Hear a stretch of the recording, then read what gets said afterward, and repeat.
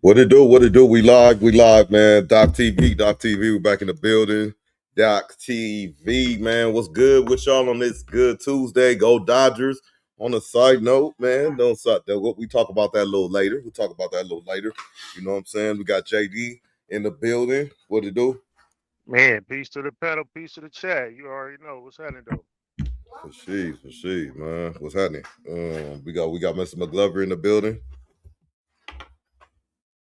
Yeah. So we got some topics, man. We got some topics. Just want to go over before we get into it, you know what I'm saying? Give shout out to y'all, man. Shout out to y'all, man. The big fans tapping in, you know what I'm saying? And you ain't gotta be fans, you know what I'm saying? Observers, you know what I'm saying? The Doc family, man. Appreciate y'all. Hit the like on the way in. Like on the way in. You know what I'm saying? McGlover, what it do, man?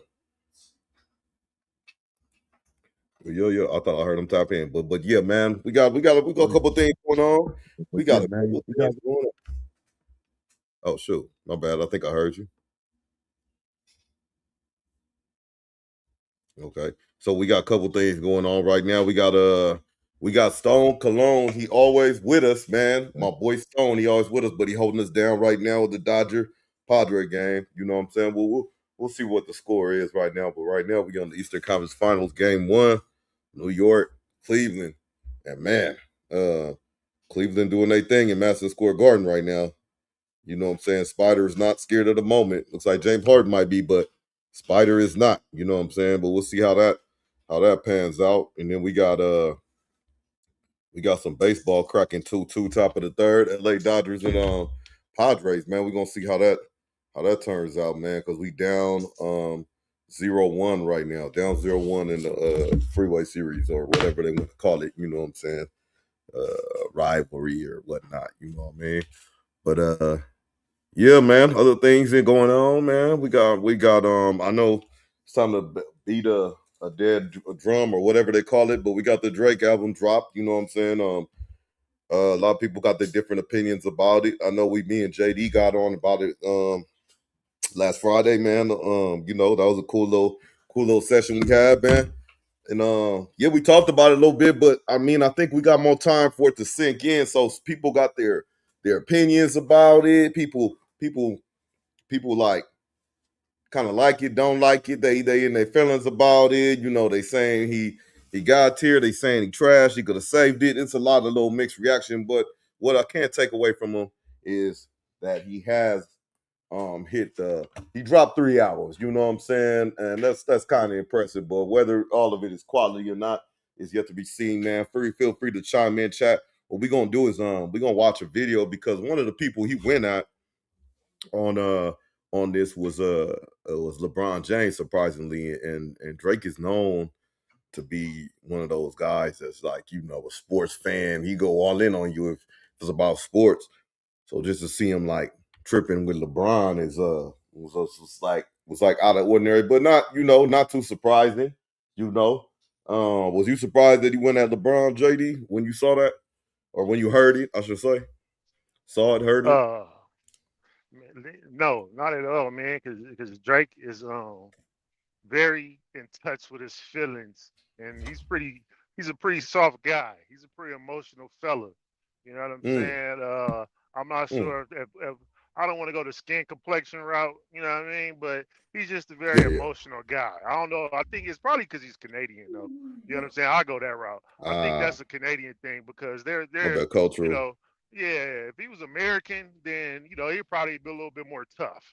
But he's Canadian, so we have to kind of like let that go a little bit. That Toronto, Oh, like you know what not I like mean? not like soft in the back. They just more they handle stuff more, kindly, Yeah, gentler. Is that what you're saying? a little more gentle. Yes, they're very nice. The Okay. Canadians, those Okay. Canadians, Yeah. man. Shout out to I get Canada, that man. You vibe know what too. I'm saying? Shout out to Canada. Yeah. So I'm not I get that. surprised though. I'm not surprised one bit. Okay. Okay. All right. All right. So yeah, man, it kind of got me, but then, anything associated with LA, he going at right now. But that's that's neither here or there, man. We're gonna get so what I would like to ask you though, right now, since I got you, this kind of like the follow-up to the Friday. We was on here. So what's your you had about past 48 hours to digest the album, correct? Hmm. Indeed.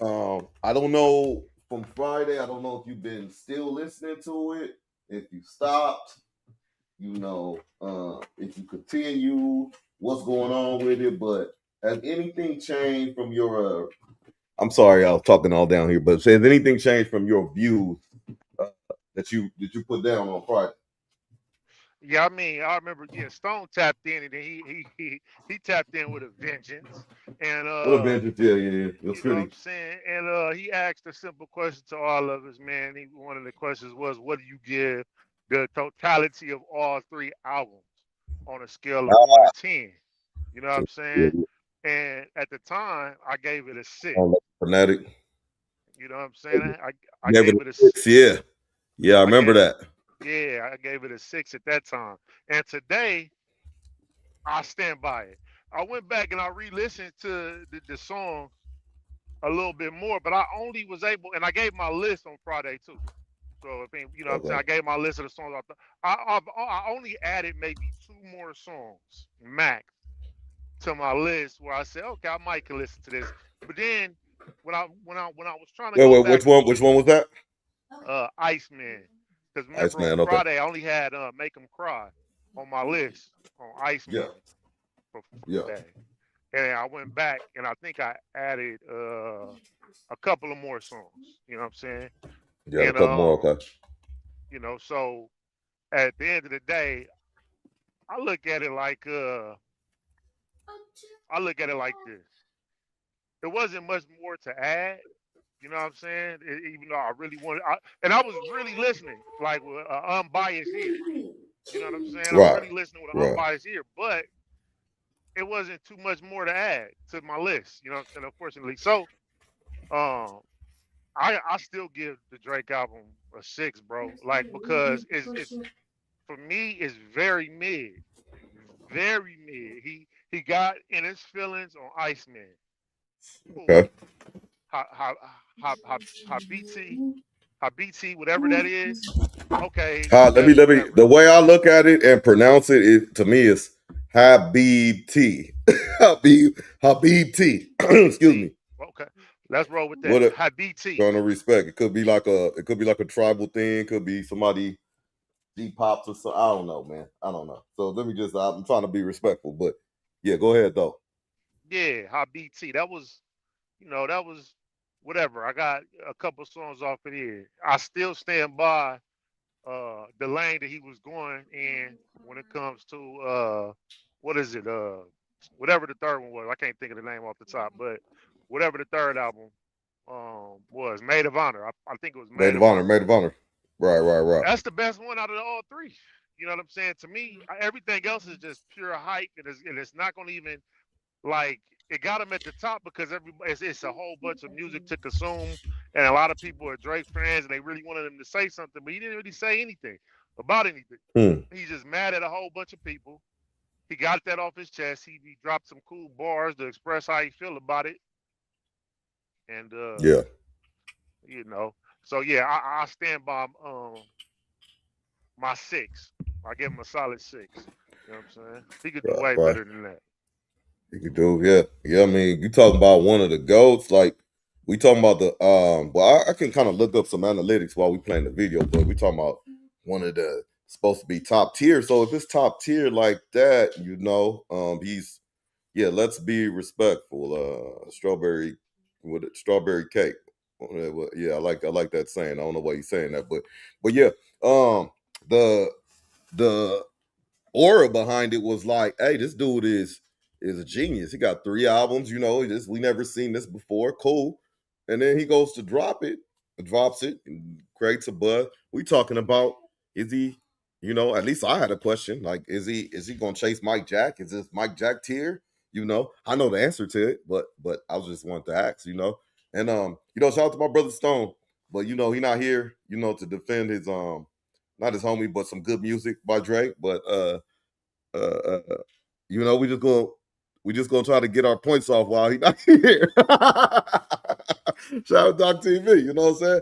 Hey, but look. I want to just I really want to say like if you have beef and you got beef all across the board and it's just like you in the rap game you're gonna have beef. It's gonna be competitive. Any kind of sport, any kind of thing like that, you're gonna have that type of stuff. Cool. But why like if I'm in playing basketball, if I'm in music game, if I'm doing something, whatever I'm doing, if JD have a problem with me, and then the other person have a problem with me, and the other person have a problem with me, and I got a problem with with these people, how come I'm the common denominator? How come I'm beefing with all these people, and all these people ain't beefing with a lot of other people? You know what I'm saying? Sometimes it just has to be when we talk on here, accountability. You know what I'm saying? Hey, somebody, what do you say? Canada dry on ice, man. He said the owls outside. The owls is outside. Okay, I guess. Yeah. Then you got. They said Rocky They said coming to Toronto on the 31st. Okay. Rocky, he did say Sap Rocky too. I forgot which bar that was though. You know, but that's my angle of it right now, JD. You know, that's my angle at it. You know. No, that's real because why nobody got your back in the industry? Not one soul. Where is everybody at, man? They treating you like Diddy. Pause. Yeah, You know what I'm yeah. saying? Why nobody got? No, why nobody came and said, "Nah"? Well, no. You know what? One person, but I don't think his voice. You know, he out the west, but maybe I don't know. Maybe because Who's I that? don't know. Oh, it's somebody out the west. I got the supporting him. Say it ain't so. Yeah, man. I believe the game supports Oh, him. okay, okay. He likes to play the mysterious one. Like he don't like to play sides. He just all of a sudden he be in the cut, and then next thing you know OVO chain. We own you, game. You are compromised. You know what I'm saying? You are compromised, game. We own you. You know what I'm saying? You wasn't with the tell G and game X. go hit that pole. You know what I'm saying? Hey man, you know what I'm saying? Hey, you Work got to that go pole. get the tongue ring action, all that. You know what I'm saying? But do not get your passport right and go to Canada, man. You know what I'm saying? We need as many frontliners as we can. And you're not picking a side. That ain't cool. You know what I'm saying? That ain't cool. What up, McGlover? What it do? What's up? Yeah, man. Shit, man. I was just telling Dizzle, man. Y'all, if y'all could bear with me in a little bit, I'ma throw this video on. It's like 12 minutes just to react. We really I'm talking about Drake, but we done with it. We over with it, man. It is what it is, whatever it is on the album. But I do wanna I found this piece where it kinda digged into one of his beats. That's with LeBron James, even though he has multiple beefs though, but that's neither here or there, man. What's up with the good people though, man? Tonight, man, Tuesday night, Ebola's back. man. Did you see that? Did you see Ebola's that? back, y'all. So y'all watch out, y'all. It's coming back. Yup. They were talking about the Hunter virus. Now they talking about Ebola, and they got this chart out saying every 6 years something is happening. Now the Ebola was if I'm not mistaken, correct me, McGlover effect. It was found in this case was found in Africa. Am I not mistaken? Yep. Okay. Okay, and they said it's a whole mission got it or something. This is all alleged. I just find the timing impeccable. You know, but hey, hope everybody being safe out there. I don't even know what the symptoms of Ebola are. I'm pretty sure I could look up at it, but nobody wants to be sick. Want to be healthy out there. What do you think? What do you think spreading this stuff, McGlover? Is it the war? Is it people washing their hands? Is it Well, Drake's there's a new scripture album? in the Black Bible that talks about a Mac named Jack and a hoe named Helen. The whole Helen Mm, got known the Mac named Jack, and they charged the Mac named Jack. They charged him with.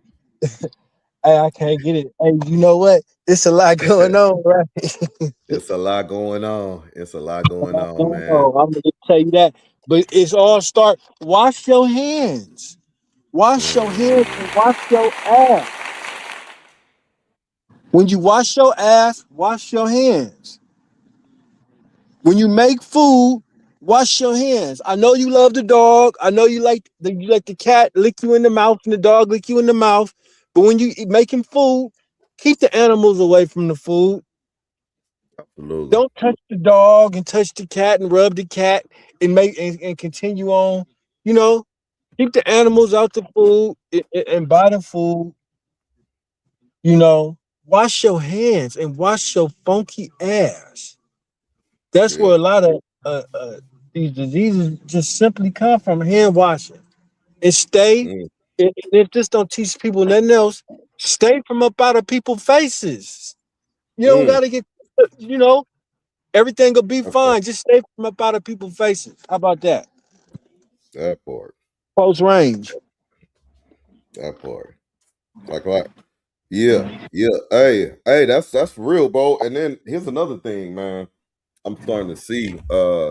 Like again, it's propaganda, but it makes you think. Like all of these diseases on the chart, the health chart they had, it starts from a bat, mix it with some kind of animal, and it like blood and moisture and water, and then it gets to the human somehow, and the human carries it because from the animal, but if you wash your hands and be clean, you know what I'm saying, you may not spread all that. You may not go to sleep with pig shit on your hands and bat urine on your clothes and shit. You know what I'm saying?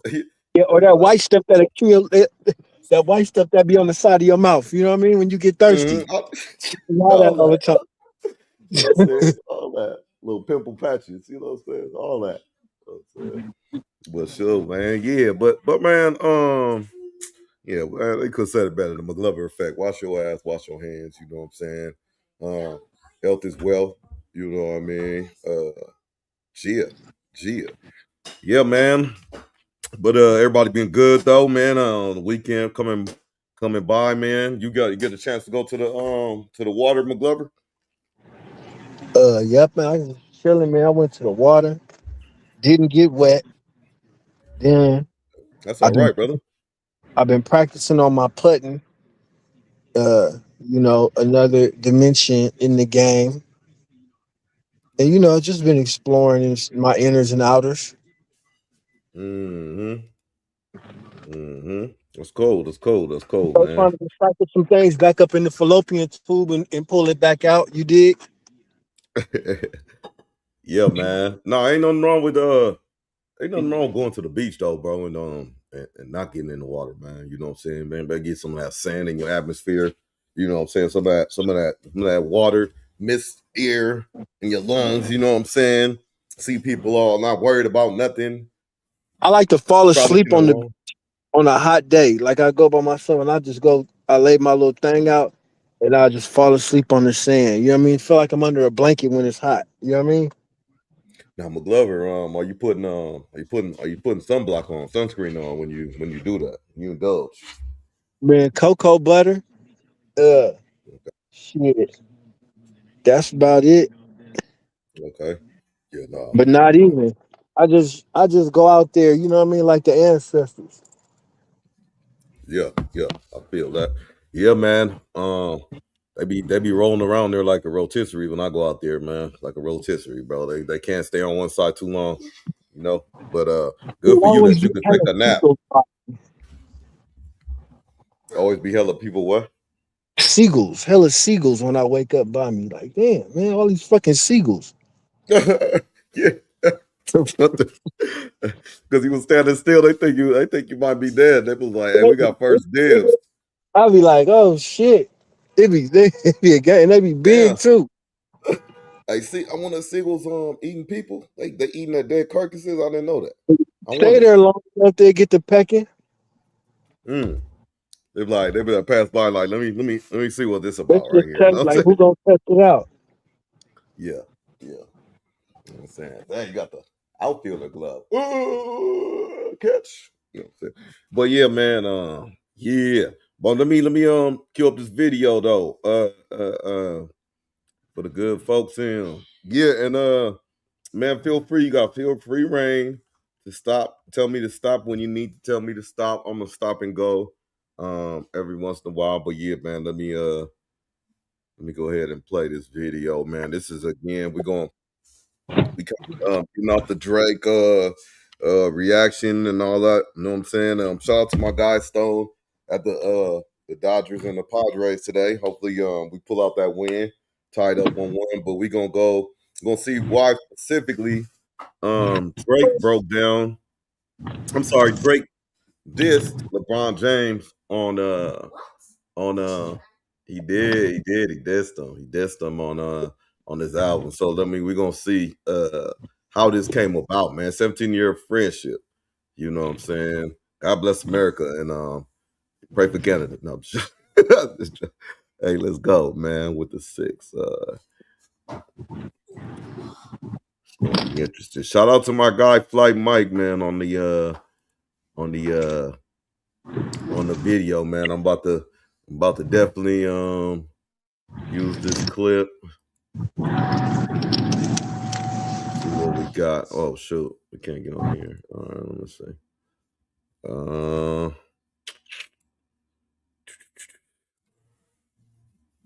Hold on. I should open that original one. There it is.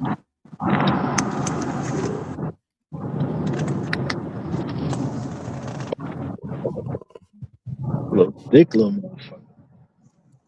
Oh, none of my business. None of my business. All right. Let me see if I get where I need to get. Nope, I can't get where I need to get. Let's see. Oh.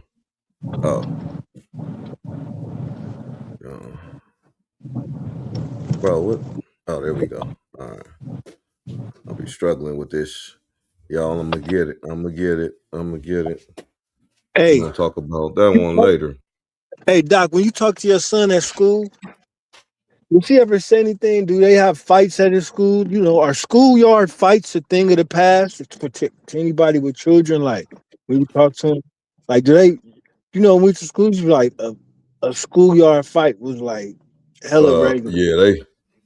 Yeah, it was. Well, my last kids in high school, I know they'd be regular, they'd be videotaping and shit, but I don't know about the case in the 8-year. I think they too young. I mean, they probably be little disrespect here and there, and a little squabble, DJ quick swim move, you know, and then they break it up. You know what I'm saying? But damn, where is this latest? I'm trying to see. I know I uploaded this video. It's not listed though. See, I don't know. You know what? I'm tripping. Let's just do it like this. Bro. I'm gonna get this right, fans. I'm gonna get this right. Let me. Yeah, no, I don't know. I ain't never the older kids definitely though, but I don't know about the younger cats. I mean yeah, the younger cats. Shoot. Here we go. Your turn. Flight Mike. Yeah, shout out to Flight Mike for the clip if I could ever get it up. Let me see. Flight Mike. Right. Boom. Hey, so who's winning? So Drake coming. Nobody, my brother. Nobody. And we are at war. They just I don't want to say it online, but it's just something happened out here at a mosque out here, and then also you know, this Chud the Builder stuff and all this little random shit, you know what I'm saying? Mayor Butts, you know, all this random stuff, you know. Nobody's winning. Nobody's winning the war. Oh no, somebody winning. It's a few people, you know, but it's not a group. For sure. It's a few people. I want to be chilling with them. Whoever's winning, don't you? Or nah? You want to be with everybody else? Just make sure you pack your soul, buddy. Make sure you pack your soul. That shit's overrated. This is 2 years too late, man. This album didn't need to happen, really. I think you should have just moved on, held that L, and walked away from this because this is corny, man. You're a cornball, Drake. I'm sorry. Luke? On Friday, Drake dropped 3 albums at once. Not 1, not 2, not 4, not 5, not 6.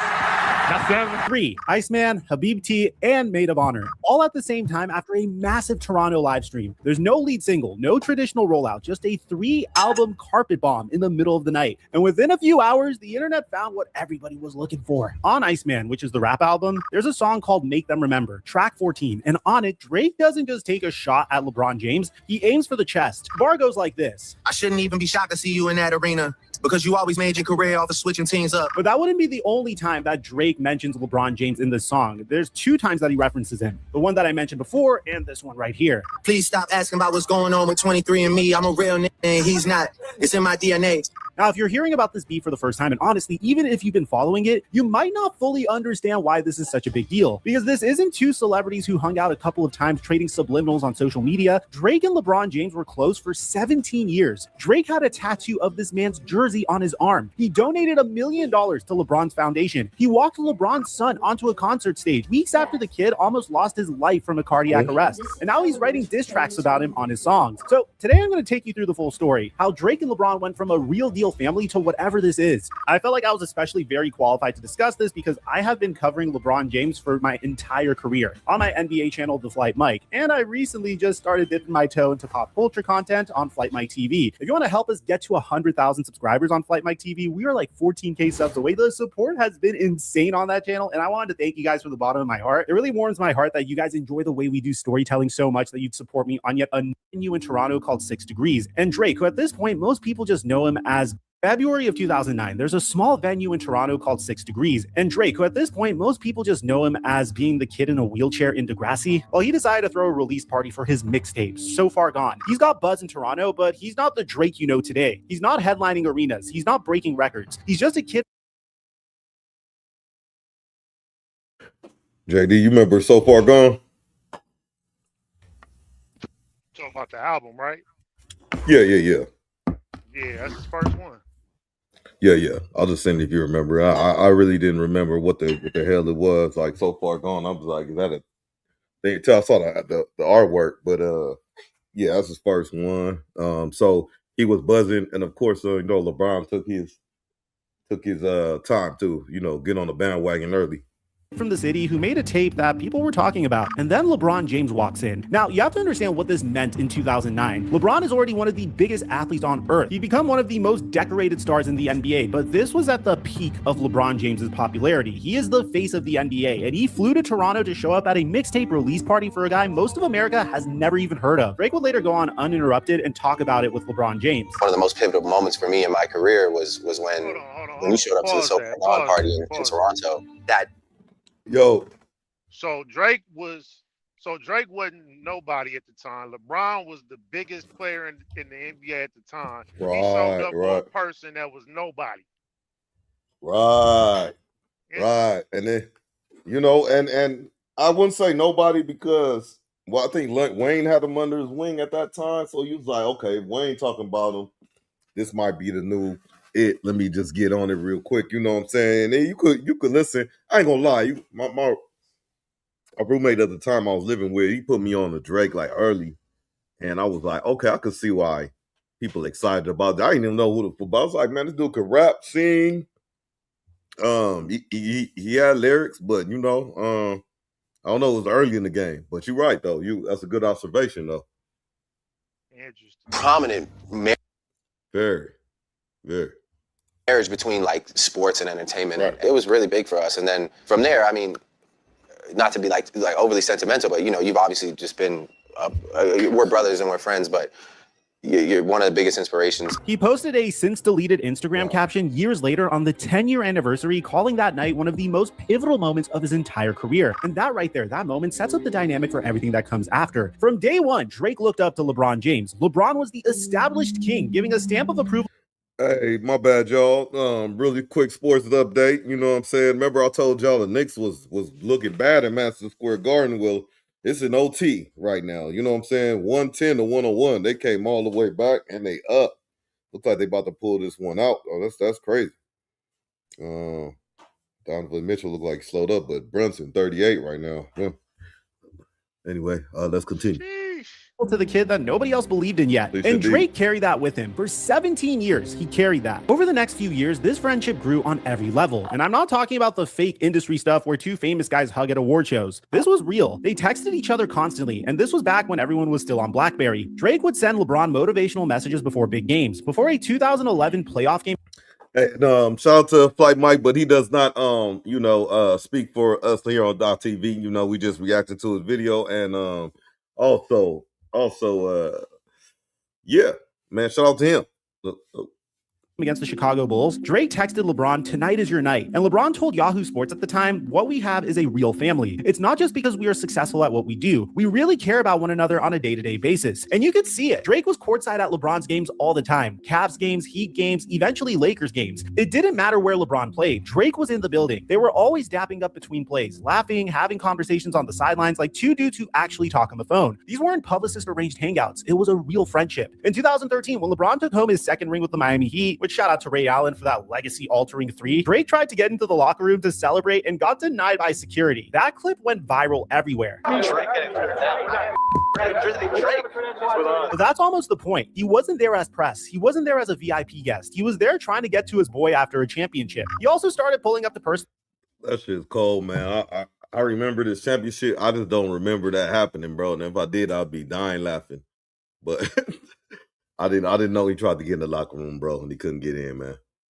Imagine Drake, bro, not getting in the locker room. That's crazy.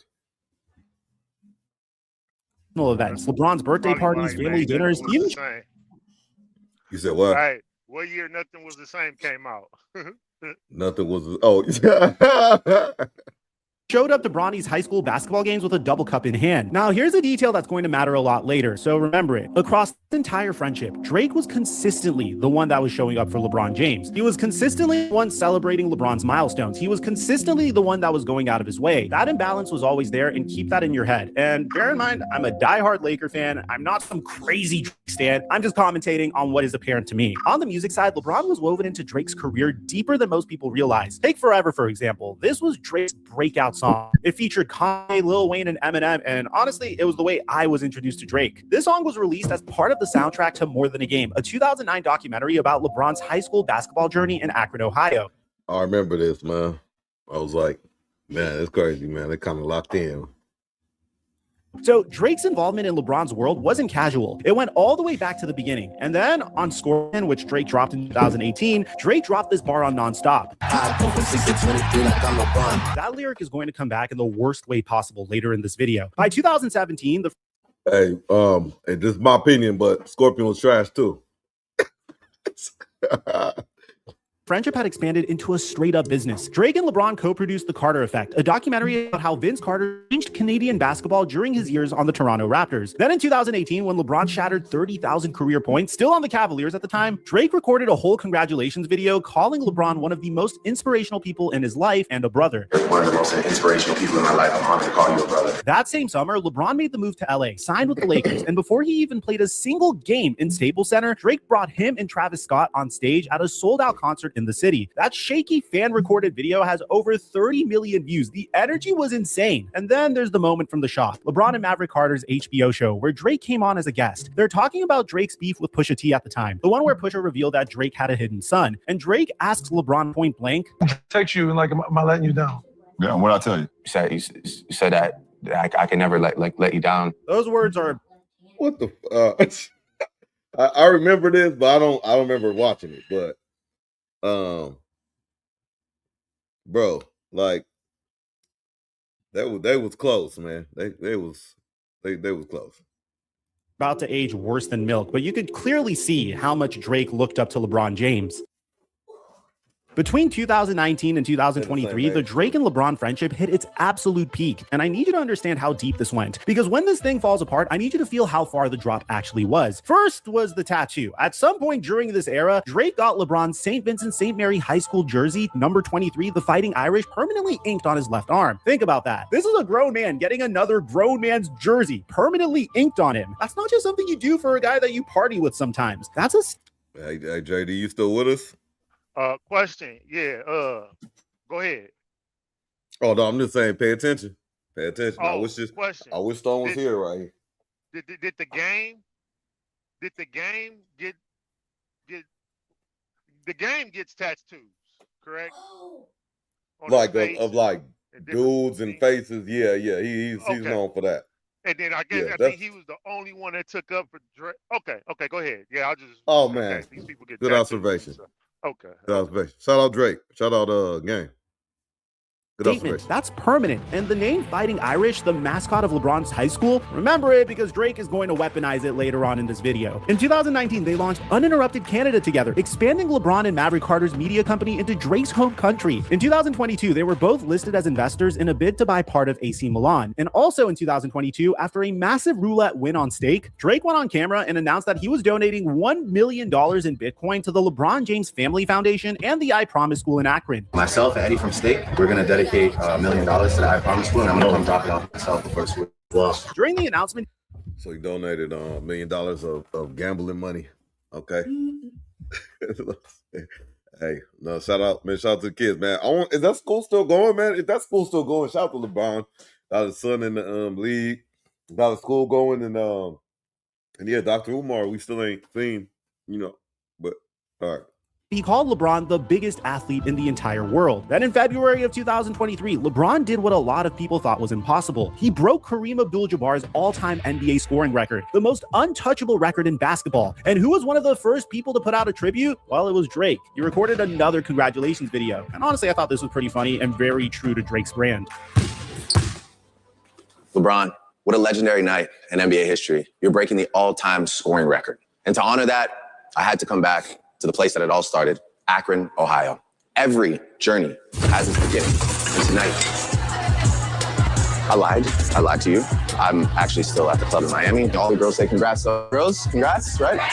Congrats. So I ought to be fair here. Every milestone, every accomplishment, Drake was there without fail for years. And I want to hit the pause button here because this pattern matters. I understand Drake has this reputation of being very, very overly sensitive, but in regards to his friendship with LeBron, you have to admit he was an incredible friend. Every single time LeBron hit a milestone, Drake showed up. The congratulations videos, the courtside appearances, the $1 million donation, the tattoo, the onstage shoutouts. Now ask yourself, when was the last time that LeBron James did the same thing for Drake? When did LeBron record a video for a Drake album dropping? When did LeBron post about Drake's tour numbers? This friendship was always a little one-sided. Drake was the one putting the energy in. That imbalance is going to matter a whole lot when things fall apart, because when you're the one who gave more, you're the one who feels betrayed the most. But then comes the moment that makes this friendship feel like it was completely unbreakable, and in my opinion, it's the most important part of this whole story. On July 24th, 2023, Bronny James, LeBron's 18-year-old son at the time, suffered cardiac arrest. This happened during a basketball practice at USC. He collapsed on the floor of the Galen Center. They rushed him to Cedars-Sinai Medical Center. He was in the ICU. For a while, nobody knew if this kid was going to be okay. The James family later announced that it was a congenital heart defect, a structural problem with his heart that he'd had since birth, and that was the probable cause. Now picture the fear in that family. Your 18-year-old son's heart stops during practice. You're LeBron James. You can buy... Man, glad Bronny James still made it up out of that. I'm playing basketball still, and living well.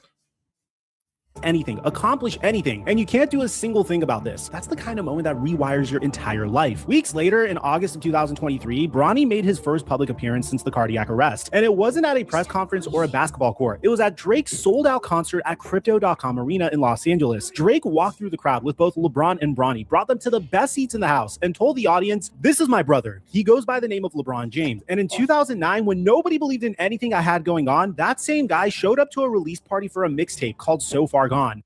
Hey, JD, so who you think got the better end out of the stick out of that, man? It's just sold out. It's like, who got better clout out of that? Or anybody in the chat. It's a sold out crypto arena. Drake is the hottest ticket probably in LA at that moment, and but Drake brings, out of all people he could bring, LeBron to the front with his son, through the crowd with him as he's performing, as he starts it,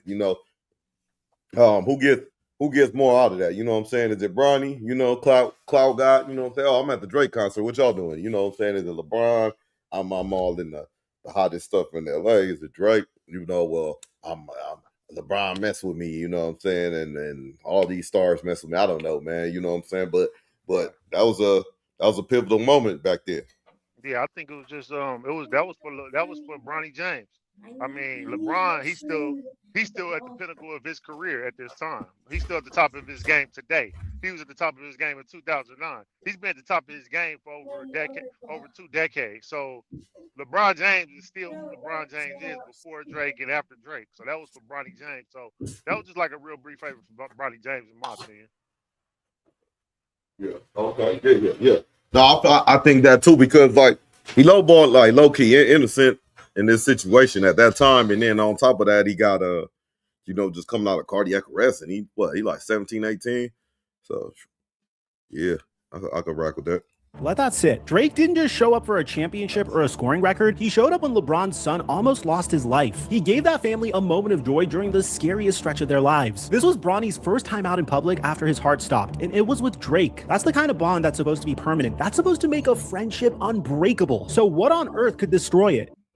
All right, so to understand what happens next, you need to understand the Drake versus Kendrick Lamar situation, because that beef is the bomb that blew up everything between Drake and LeBron James. I'm going to keep this part tight because it could be its own video, but in March of 2024, Drake appeared on Future and Metro Boomin's track Like That and reignited a long, simmering rivalry with Drake. Over the next 2 months, Drake and Kendrick Lamar exchanged increasingly vicious diss tracks. Push-Ups, Euphoria, Family Matters, Meet the Grams, Not Like Us. The accusations got deeply personal. Children were mentioned, families were dragged in, and by the time Not Like Us dropped and spent weeks at #1, the general consensus was that Kendrick won. Now, here's the detail that ties directly to LeBron. On Kendrick's Meet the Grams, which was a 6-minute open letter addressed directly to Drake's family members, Kendrick included a bar that said, "Hey LeBron, keep the family away." He was essentially telling LeBron James to distance himself from Drake and his alleged behavior. So whether LeBron wanted to be a part of this or not, Kendrick Lamar dragged him straight into it. And at first, LeBron sent mixed signals. In April of 2024, he was caught on camera rapping Like That during warm-ups before a game against the Nets. But at that point, the beef hadn't fully exploded yet. And honestly, a lot of people rapped Like That. It was the biggest song in the country. LeBron even tweeted support for Drake a few days later with an owl emoji, a nod to Drake's OVO brand. So at first, it looked like LeBron was just a music fan who liked both guys. But then came June 19, 2024, and everything changed. Kendrick held a concert called The Pop Out, Ken and Friends, at the Kia Forum in Inglewood. 16,000 people streamed live on Amazon Prime and Twitch. It was technically a Juneteenth celebration, but everyone watching it knew exactly what it was: a West Coast victory. Yo. You heard what he just said, though. Like, just go back like 10 seconds, 12 seconds, 15 seconds, maybe. Yeah. So at first, it looked like LeBron was just a music fan who liked both guys. But then came June 19th. Right there. That's how LeBron's a hip hop fan, bro. LeBron's a hip hop fan. I don't know what he's gonna say next. I don't know, but I know LeBron's a hip hop head, bro. He likes music. He pulled up because he's one of the hottest in the NBA, and you one of the hottest orders, and he like your music. Like, you know what I'm saying? So he's pulled up because he likes your music, bro. Like, so you know, all these.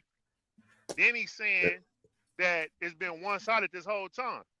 Well, I mean, shit. You know, that was so big for me in my career. So Bron did something for you big in his career. How much do you think you owe LeBron? What do you think he owes you? Bro, he likes right. You know what I'm saying? But you keep, because I don't know what he gonna say next if it was something specific. But you know, no, but it's about you, bro. It's about you and what we talking about, because that's for real, man. Like, what do you expect? Like, look, you could legitimately look at LeBron and say, dude, go out there, he's a hooper. He wants to warm up to some good music. He listens to music in his headphones. He listens to music in his car. Hey. I work so hard. Basketball is my life. Hey, if I want to let my hair down, go out with what's her name? What's his wife name? Savannah. Go out with Savannah. You know what I'm saying? And we want to get fly. Why not? You know, let's. Hey, you want to go to the pop out? Oh yeah, why not? Boom. You know what I'm saying? Tickets, front row seat. You know what I'm saying? That's how we doing it. So, yeah. I would have been a part of a big music. This was a music milestone. You know what I mean? So, yeah. But let's see what he say though. 2024, and everything changed. Kendrick held a concert called The Pop Out, Ken and Friends, at the Kia Forum in Inglewood. 16,000 people streamed live on Amazon Prime and Twitch. It was technically a Juneteenth celebration, but everyone watching it knew exactly what it was, a West Coast victory lap. Over 25 artists performed. Dr. Dre showed up, and Kendrick performed Not Like Us, the song that basically destroyed Drake, and he performed it 5 consecutive times in a row. And sitting front row was LeBron James. He brought Savannah. He was singing the bars about OVO. He was having the time of his life. James Harden was in the building. And the craziest part is Russell Westbrook and DeMar DeRozan, who is another former close friend of Drake. And that's what I wanna put out too, man. Where's the smoke for James Harden? Did James Harden get any smoke? Is he part of this? I just want to know. From back when he was in Toronto, both of these individuals weren't just in the crowd, they were on stage dancing to Not Like Us while 16,000 people watched. Now let me explain why this isn't just LeBron going to a concert. Not Like Us is not a normal diss track. It doesn't just call Drake a bad rapper or say that he uses ghostwriters. That song accuses Drake of being a PDF file, a certified one. It assesses him of being a danger to children. So put yourself in Drake's shoes for a second. Less than 12 months ago, you walked this man's son onto a stage after that kid's heart stopped. You held that family up during the worst stretch of their lives. And now that same man is front row with his wife singing along to a song that calls you a PDF file, not just listening to it, but passionately rapping every bar while cameras roll and the entire world watches. And here's the part that makes this even worse. I know it might sound like a small detail, but it really isn't. LeBron James is historically terrible at remembering song lyrics. There's compilations of him butchering words, forgetting lines, mumbling through hooks. This has become a whole meme. Look. As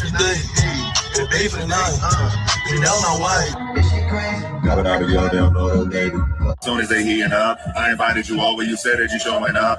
But the one song he got every word right to, the one time his lyrical memory was flawless, was a song that called his alleged best friend a PDF file. Fans pointed this out immediately, and you can imagine how Drake felt about this. So after the Kendrick Lamar concert videos went viral, Drake would send his first message. He unfollowed LeBron on Instagram. Now, in the real world, that's really nothing. But in the world of celebrity relationships, that's pretty much giving a press conference saying, I don't mess with this guy anymore. He also unfollowed DeMar DeRozan, who again was literally on stage at the Pop Out dancing to Not Like Us and would get featured in the Not Like Us music video. After Team USA won the gold medal at the 2024 Olympics, with LeBron playing a huge role, by the way, Drake posted from his Finsta account congratulating his brothers Jason Tatum, Steph Curry, and Kevin Durant. Notice who's missing: the most famous player on the team, the guy who helped save their run. Drake left LeBron's name off entirely. It was loud, it was pointed, and everybody noticed. And then came the Savannah detail. After the Olympics, a photo surfaced of LeBron posing with his wife Savannah, and if you zoom in, Savannah's wearing a PG Lang t-shirt. If you didn't know, PG Lang is Kendrick Lamar's creative company and record label. Now, was Savannah just wearing a shirt that she liked? Maybe. But posing next to LeBron, who was already in the middle of this whole situation, wearing the label of her husband's former friend's biggest enemy, people noticed this too. Joe Budden broke it down on his podcast. He said Savannah might just love the brand, but LeBron standing next to her in that shirt, knowing full well what it would look like, told him everything that he needed to know. And it didn't stop there. When Kendrick Lamar's GNX album dropped, LeBron was filmed at his own 40th birthday party, rapping along to Man at the Garden. More Kendrick bars, more videos.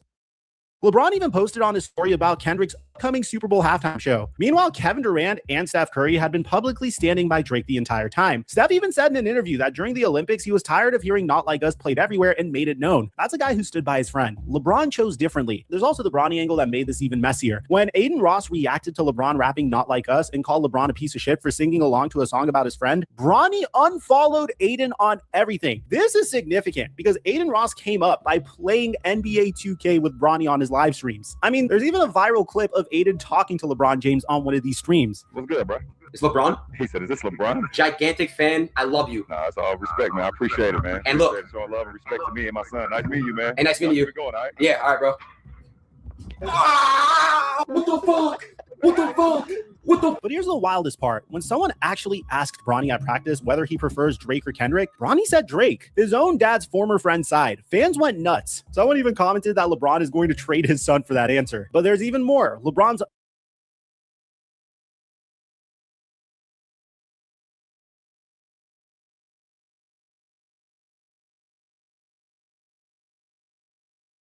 other son, Bryce, was spotted on Instagram wearing an OVO hoodie. That's Drake's brand, on LeBron's own profile picture. So even within the James family, this wasn't clean. The kids were caught in the middle of LeBron's beef with Drake. Now, I will admit, this is a very one-sided beef, with Drake doing all of the actions even during their friendship and during their beef. And we're still in late 2024. Going into early 2025, Drake hasn't actually said LeBron's name out loud. Everything has been subliminal, unfollows, omissions, silence, but that was about to change because Drake started building a case against LeBron through his music, and each track would get progressively more and more direct. On January of 2025, a track called Fighting Irish Freestyle surfaces through Conductor Williams' YouTube page before getting taken down. Now, the title of the song, Fighting Irish, is the mascot of the St. Vincent St. Mary Academy that LeBron went to for high school, the same school whose jersey Drake had tattooed on his arm. So the title alone is a shot, and the bars removed all doubt. The world fell in love with the gimmicks. Even my brother got tickets. Seemed like they loved every minute. Just know this shit is personal to us and wasn't just business. Analyzing behavioral patterns is somewhat suspicious. There was also a line about trading watches, and fans immediately identified the exact same watch on LeBron's wrist in public photos. So this was detailed, this was personal, and this was a man building a diss track with receipts. On February of 2025, the opening night of the Anita Max Win Tour in Perth, Australia, during Nonstop, Drake changes his own lyrics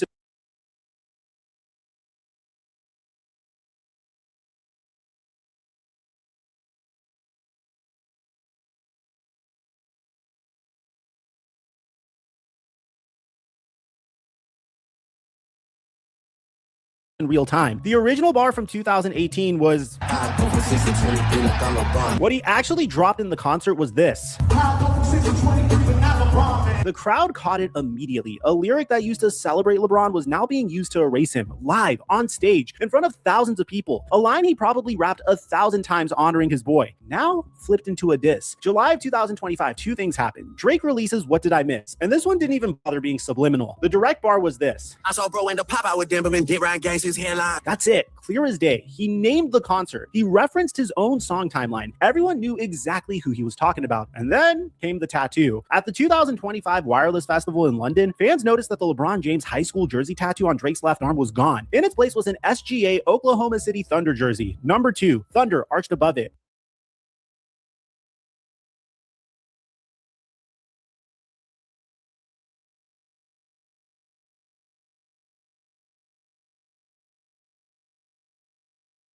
SGA, a fellow Canadian, the reigning NBA MVP and Finals MVP after leading OKC to their first championship. Drake didn't just erase LeBron, he replaced him with a younger, Canadian-born champion who was loyal to his roots. The message wasn't subtle, and I'm sure everyone knows that SGA's teammate Jared McCain is a huge Drake fan. 4 nights ago in Game 3, But when GQ asked SGA about it, he kept it clean. I understand why it might seem crazy that Drake tattooed me on his arm, but to me, that's just the homie. And when they pressed him about whether it was symbolic, replacing LeBron, SGA just said, yeah, I don't know about all that. I don't ask questions. I definitely hate on SGA a lot in my content, but I have to give credit where credit's due. This dude is smart about the way he's handling this. And then in September of 2025, LeBron finally spoke publicly about the situation for the first, and so far, the only time. So LeBron gave an interview with Speedy, and in this, he said, always wish him the best. Obviously, different places right now. Currently, he's doing his thing, I'm doing mine, but it's always love for sure. Very typical LeBron James response. Diplomatic, mature, measured, and absolutely not an attempt to try to fix anything. Which brings us to Friday. Everything I just told you, the 17 years of friendship, the tattoo, the $1 million, the Bronny moment, the pop out, the unfollows, the lyric changes, the cover up, all of that was the prologue, because Iceman just buried whatever there was left. 3 albums dropped simultaneously. Iceman is the rap album, 18 tracks, features from Future, 21 Savage, and Molly Santana. This is Drake's first solo project since the Kendrick beef. Everything rides on this. So the track you need to pay attention to is track 14, Make Them Remember, and the bars are layered in a way that's worth breaking down. I shouldn't even be shocked to see you in that arena. Because you always made rare off of switching teams up. This has 2 meanings. On one level, LeBron's basketball career, Cleveland to Miami, back to Cleveland to LA. 3 teams, 4 different team switches. Always leaving for the better situation. But that arena almost certainly means the Kia Forum, where the pop-out was held. So it's also about LeBron switching sides in the beef.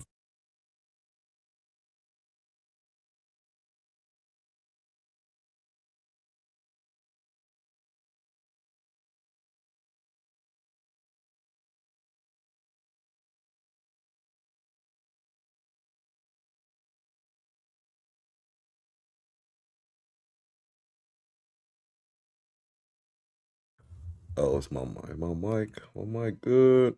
Take the zoom off. Let's go back to the content.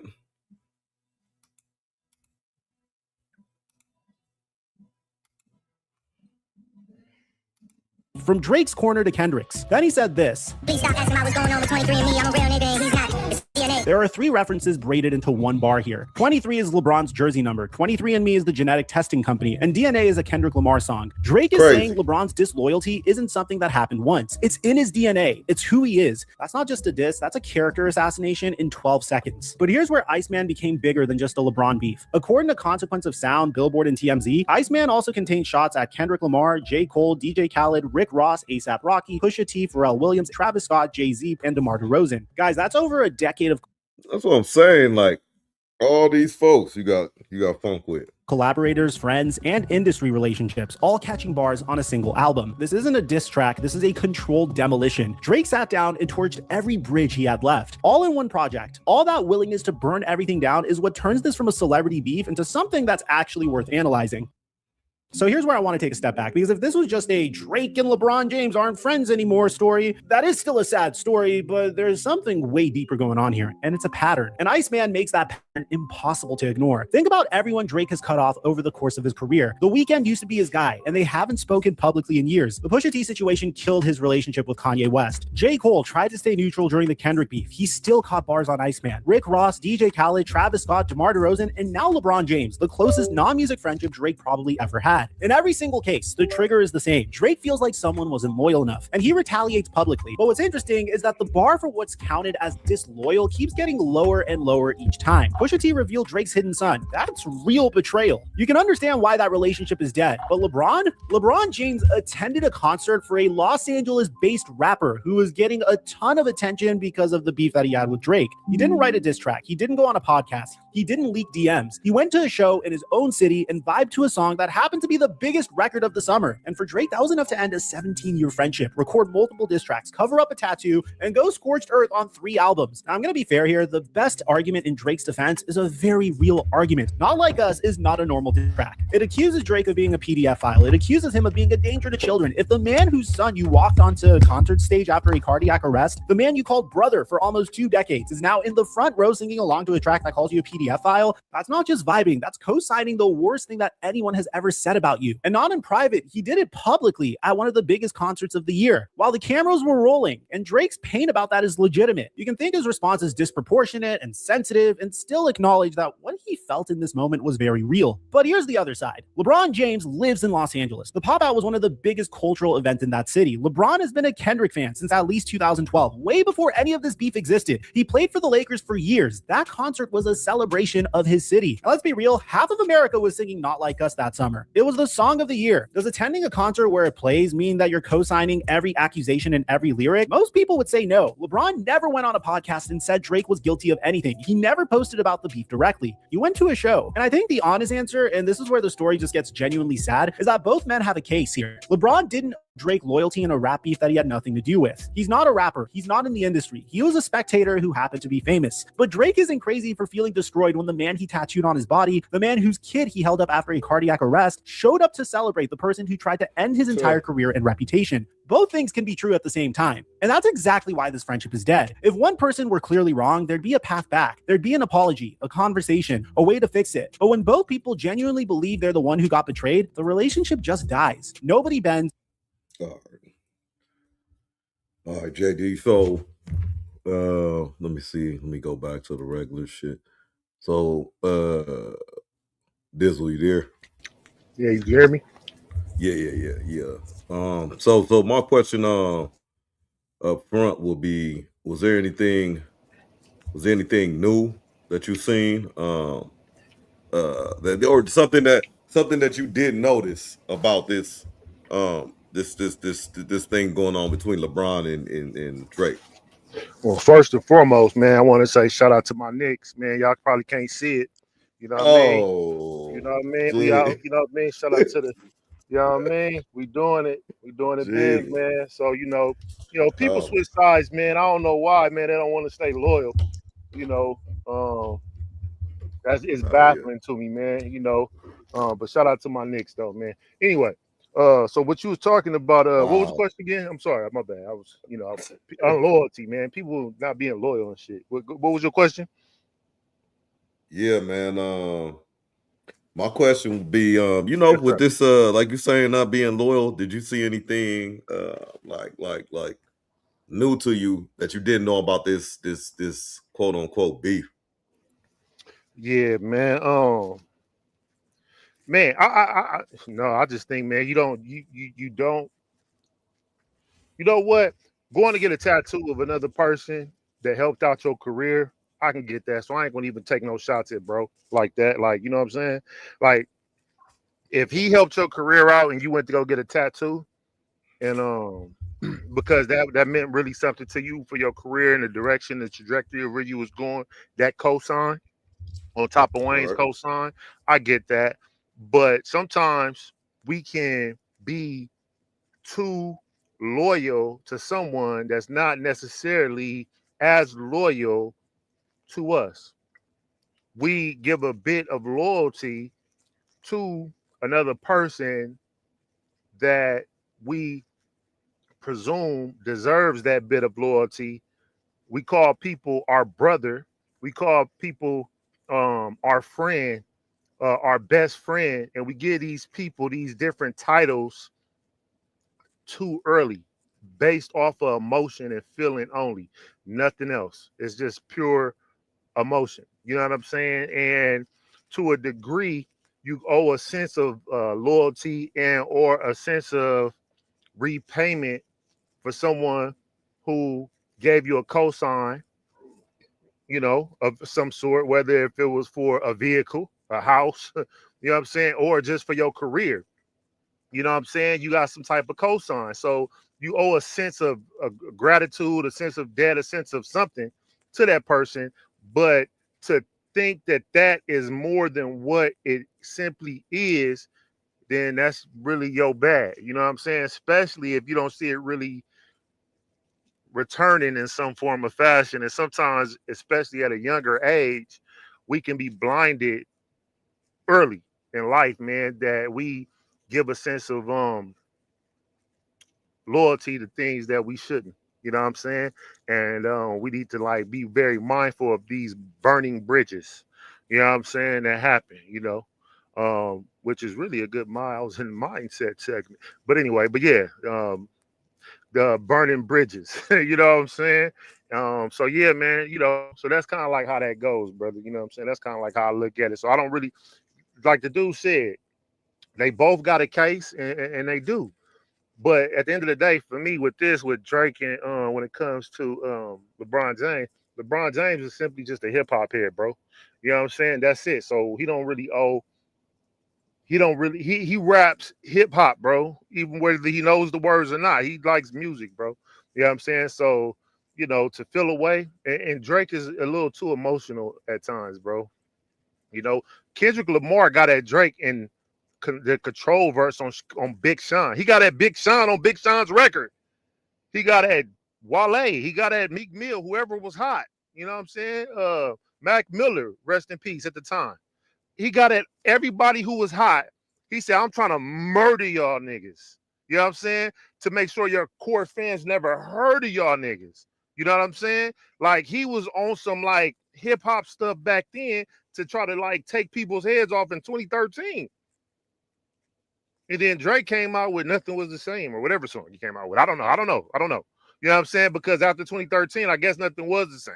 You get what I'm saying? So, and he must have felt the way. You know what I'm saying? But for whatever the case may be, man, bro, like how I look at it, man, in a way is Drake's bad, but I'm trying to like really like analyze it a bit, you know what I'm saying?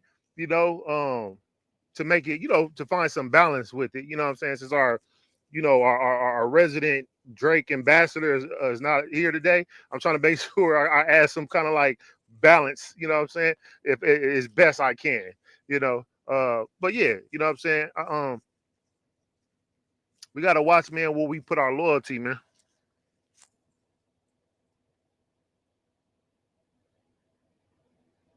Yes, sir. Can't hear you, Doc.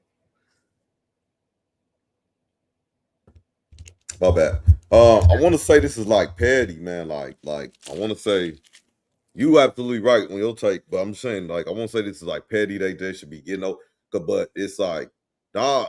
Nah, look at it, bro. It's like, okay, we got some health issues in here. We got some sentimental issues in here. We got some I really did all this for you, and I did. But when it boiled down to it, I think Drake think he bigger than the program now, and he just like, okay, you a big dog, but I'm a big dog now too. You know what I'm saying? So now I'm gonna go like this. You know, I mean, and some people just do anything for the content. For the content got to stop somewhere, man. You know what I'm saying? The cloud train got to stop somewhere. But Yeah. but no. I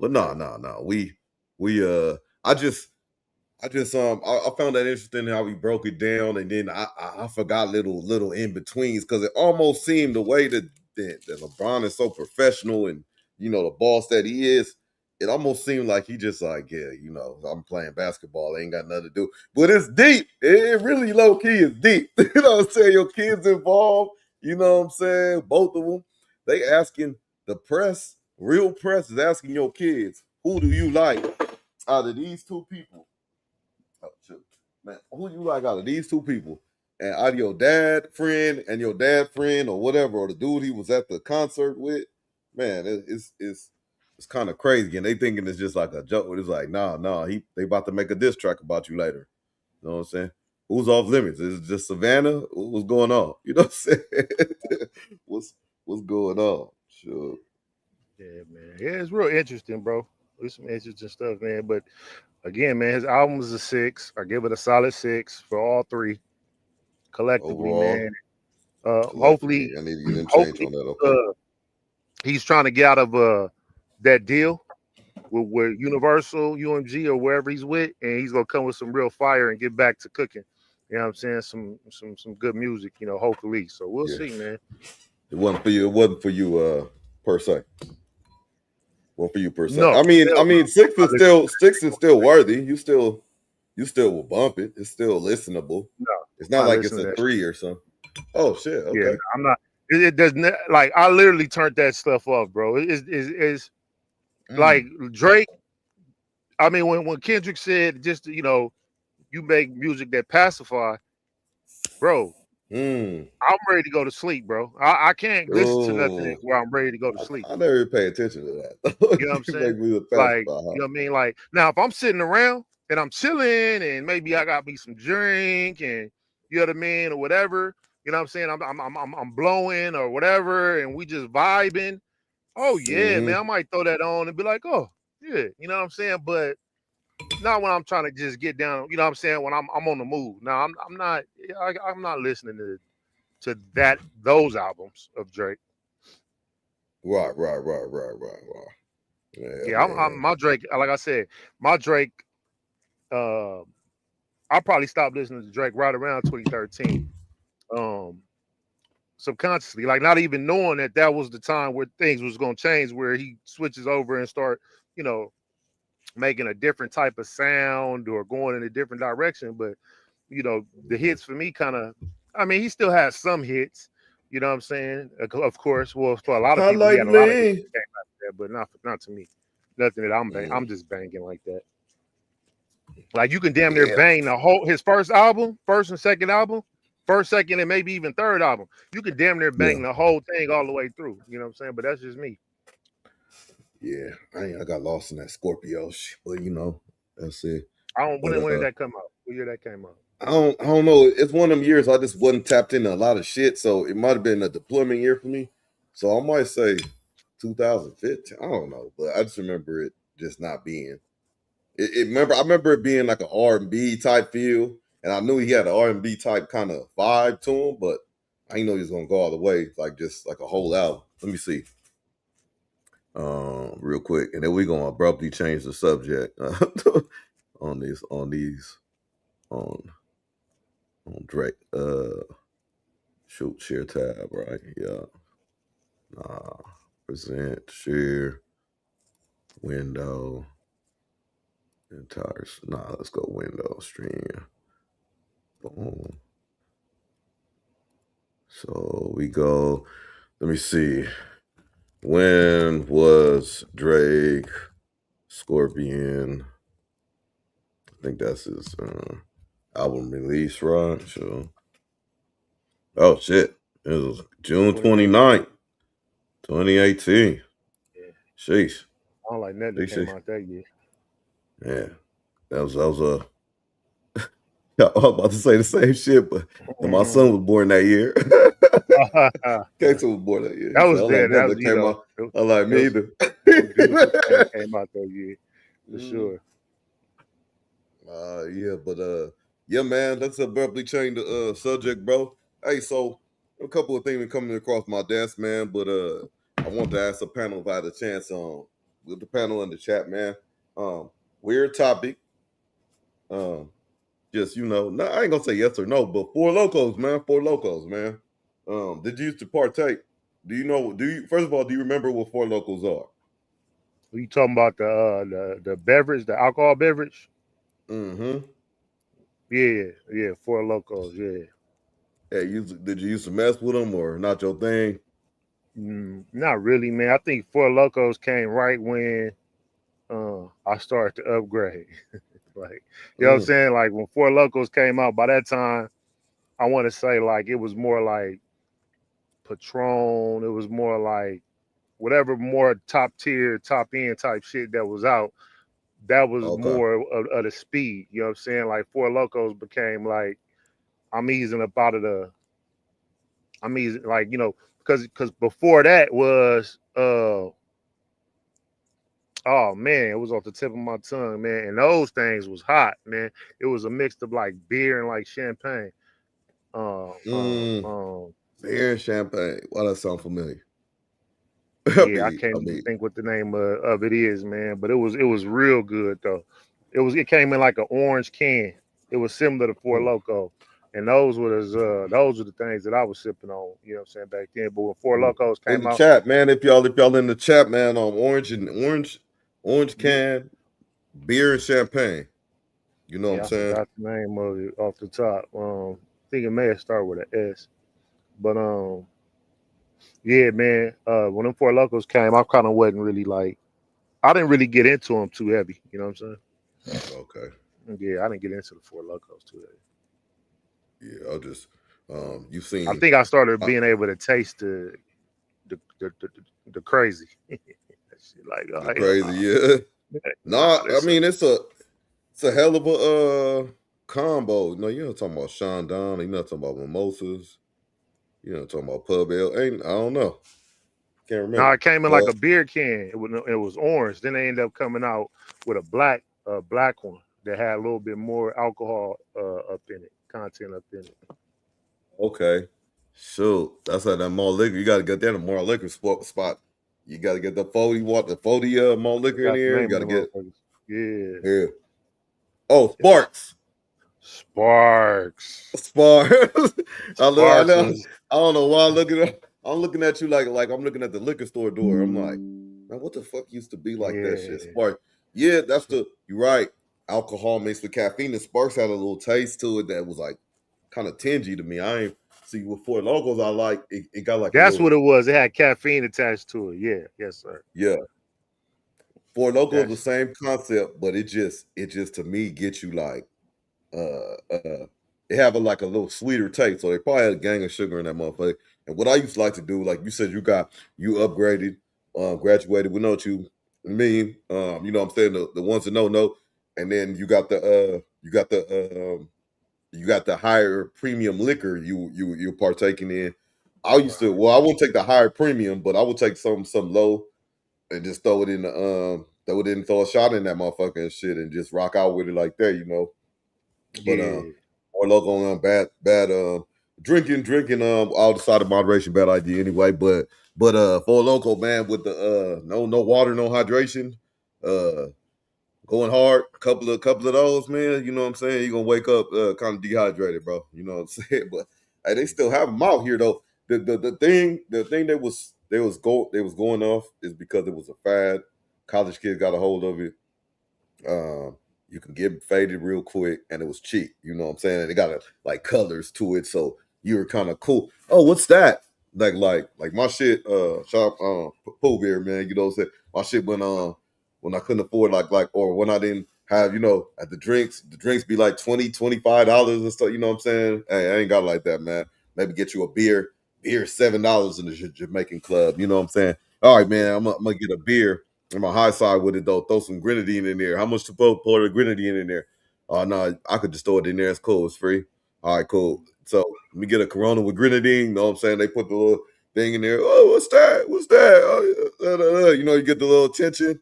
It's like $7. You know what I'm saying? But it's like I was like, yeah, that's grenadine and shit. Oh, you know what I'm saying? Blah blah blah. But like what I'm saying is you get in there, you get bent quick, easy. It's colorful. You know what I'm saying? You're drinking. They say, what's this loco stuff? You know, oh, can I have some? Oh, it tastes like Kool-Aid. You know what I'm saying? And there you go, man. Takes off. And it's just like a word of mouth thing after that. You know what I'm saying? Oh yeah, that's what we about to get a case and all that. You know what I'm saying? But with all that being said, what's the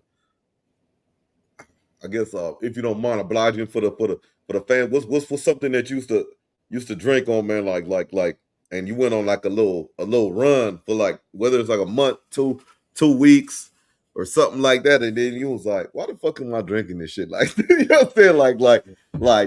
Like for me, I wanna say it was shit. I ain't gonna say like because Taka, all that type of shit we was talking about. I continue to drink that shit.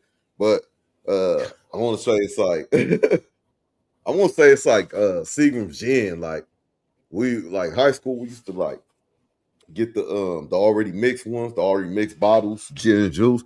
But then I used to when the gin bottles was the easiest ones to take. So I guess nobody want gin or something. So you grab I want to say I grabbed the actual gin bottle and go and yeah, I'm like tasting that shit, and I find myself for like a week straight, or not week straight, but like whatever 2 weeks worth of just drinking gin. I'm like, when the fuck did I start just drinking gin? Shit, you know what I'm saying? I'm like, shit just hitting me. You know what I'm saying? But teenager, I'm like, oh nah, I can't do this, man. I switch it back up.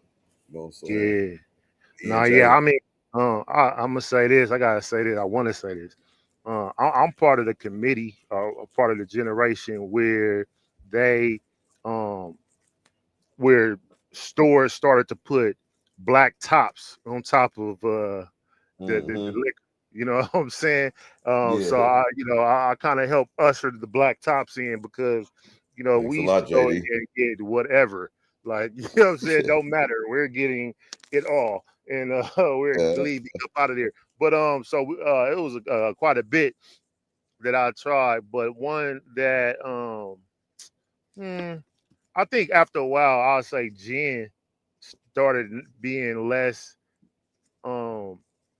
tasty, except for Bombay. I liked it Bombay. Bombay was solid. I had And Bombay counted up for the first time. That shit tastes cool. Chilled. It tastes cool. I you know who Aftershock fuck was with dope that too. celebrity wise is that Wiz Was Khalifa. He look is Aftershock a gin? Aftershock, if I remember, is some kind of cinnamon kind of drink. It's kind of like what was that? Was it a rum? Fireball. I want to say. I don't know what the fuck it is. It's like a sweet whiskey or something. I don't know. Don't quote me. I remember Okay. I stole some Aftershock too before. Surprise the bar, and that shit. I was like, never again. Not risking my freedom for this shit.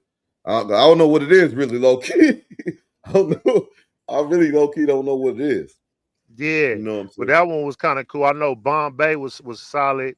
I remember trying Tanqueray for a little bit, but I wasn't really like I was like, man, gin. For me, it was gin because vodka ended up being better. And then Yeah. at certain points, tequila was a little bit better than vodka. It's just kind of like depending what kind of vodka you got, what kind of tequila you got, what kind of vibe you wanted to go on. But I think for me, it probably was like um a lot of them, nigga. It was 211, you know what I'm saying, for one, the rock gut, you know what I'm saying? And then I also was the night train with the Kool-Aid, you know what I'm saying? So it's like, man, why Night am I train with drinking the this cooler. shit? Like, you know what I'm saying? Like, I Yeah. don't know why I'm pouring Kool-Aid in this wine. But that's what it Right. was. It was the either the Thunderbird with the Kool-Aid or the night train with the Kool-Aid. And you know, I went on a run with that for a little bit, you know what I'm saying? For a Yeah. good minute. And then I was like, you know, why am I doing this? You know what I'm saying? Because you know, when Right. you start drinking the beers, like 211 is not really that good. Like, you know, it's not, you know, you can get some way better beers. You know what I'm saying? When you start getting to the pale ales and the IPAs and shit like that, like it's some Right. way better tasting beers. I remember, man, when I went to Hawaii, man, and went to this one on this resort or this bar, whatever. And man, it had like, it was like, you know how you can go to like BJ's. I think they got it like at BJ's, any brewery, any brew house where you can try all the different Oh, yeah. flavored beers and stuff like that, and a Mm-hmm. different type. Man, that's way more fly. You know what I'm saying? Like on some cool, and then you can pick the ones that really, you know, that you can pair with your meals or that you like to drink on for whatever occasion and stuff like that. So that's when I was like, oh, let me upgrade my Old English and St. Ives and 211 habits, you know what I'm saying, into something a little bit more tasty, you know what I'm saying? But you know, it's just kind of like they call them like IPAs and shit like that. Like it's a lot because like Ogie's I think it's a San Diego base. It's with pizza and all that shit, but Italian food. But they just got all these different flavor types of beer they brew in house, and they serve to you on a daily basis with the well drinks and all that shit. But you know, it's a big I serve with some people that make their own in their backyard or whatever. They just kind of been doing it as a hobby. You just go on YouTube, get your materials, and you know, you see how we, you know, usually you know, get locked up and stuff. People produce liquids there too. So I mean, we got, you can order damn near everything from Amazon that you need to make your own kind of like batch or mixtures and stuff like that. I think that's why people get into like these type of things, like the cigars, the alcohols, and because it's sort of like we're relaxing, drinking, smoking, whatever. It's like, you know what? This is a cool stick right here. But man, it would have been even better if it had like some cinnamon on it or this or that. You know what I'm saying? And then you just kind of like low key, and then you making the next thing you know, you making a prototype, and then you know what I'm saying? I see how, especially if you have money to back it, you know what I'm saying? I see how people get into it. Especially I don't drink no more, but like when I did drink, I could see like, man, this shit is cool with this cigar. It just needs to be like this, whoop, you know.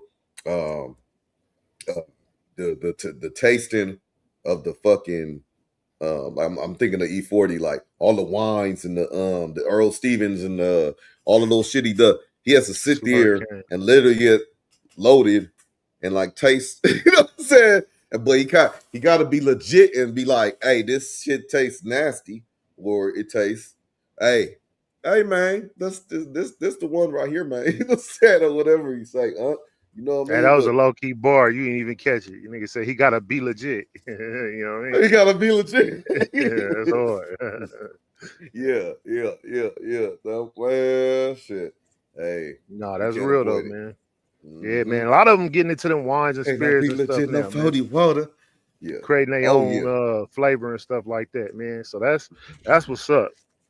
Yeah, that's what's up. I haven't even been drinking lately. So, but I have tried Shannon Sharp's cognac within the past year, maybe or so, or whatever.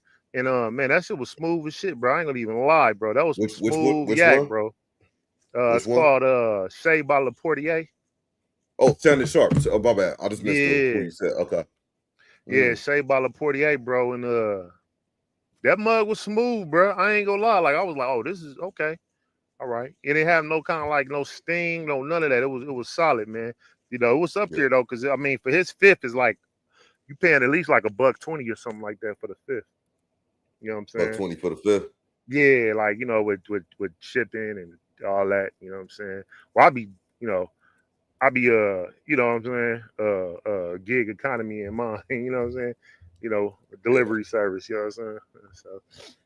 How that come on right on through. So yeah, you pay for the little tip and all that. But I think it's like clean. It's like $99, like about $100 or something like that. But that mug is it's not bad, bro. It's not bad at all, man.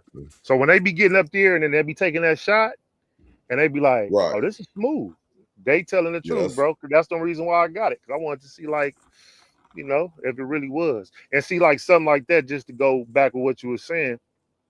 That'll be something that I would pair, you know what I'm saying, what you call with a stick, you know what I'm saying, or a cigar, you know what I'm saying, for sure, you Mm-hmm. know what I'm saying. You get the right cigar, you know, like you know, like even when I took a couple of trips, like I want, you know, when you take a cruise, right? Like say you take a cruise, like out of it really don't matter, but like let's say you leave out of the LA port, right? I think that's like the San Pedro. Long Beach port, right? San Pedro.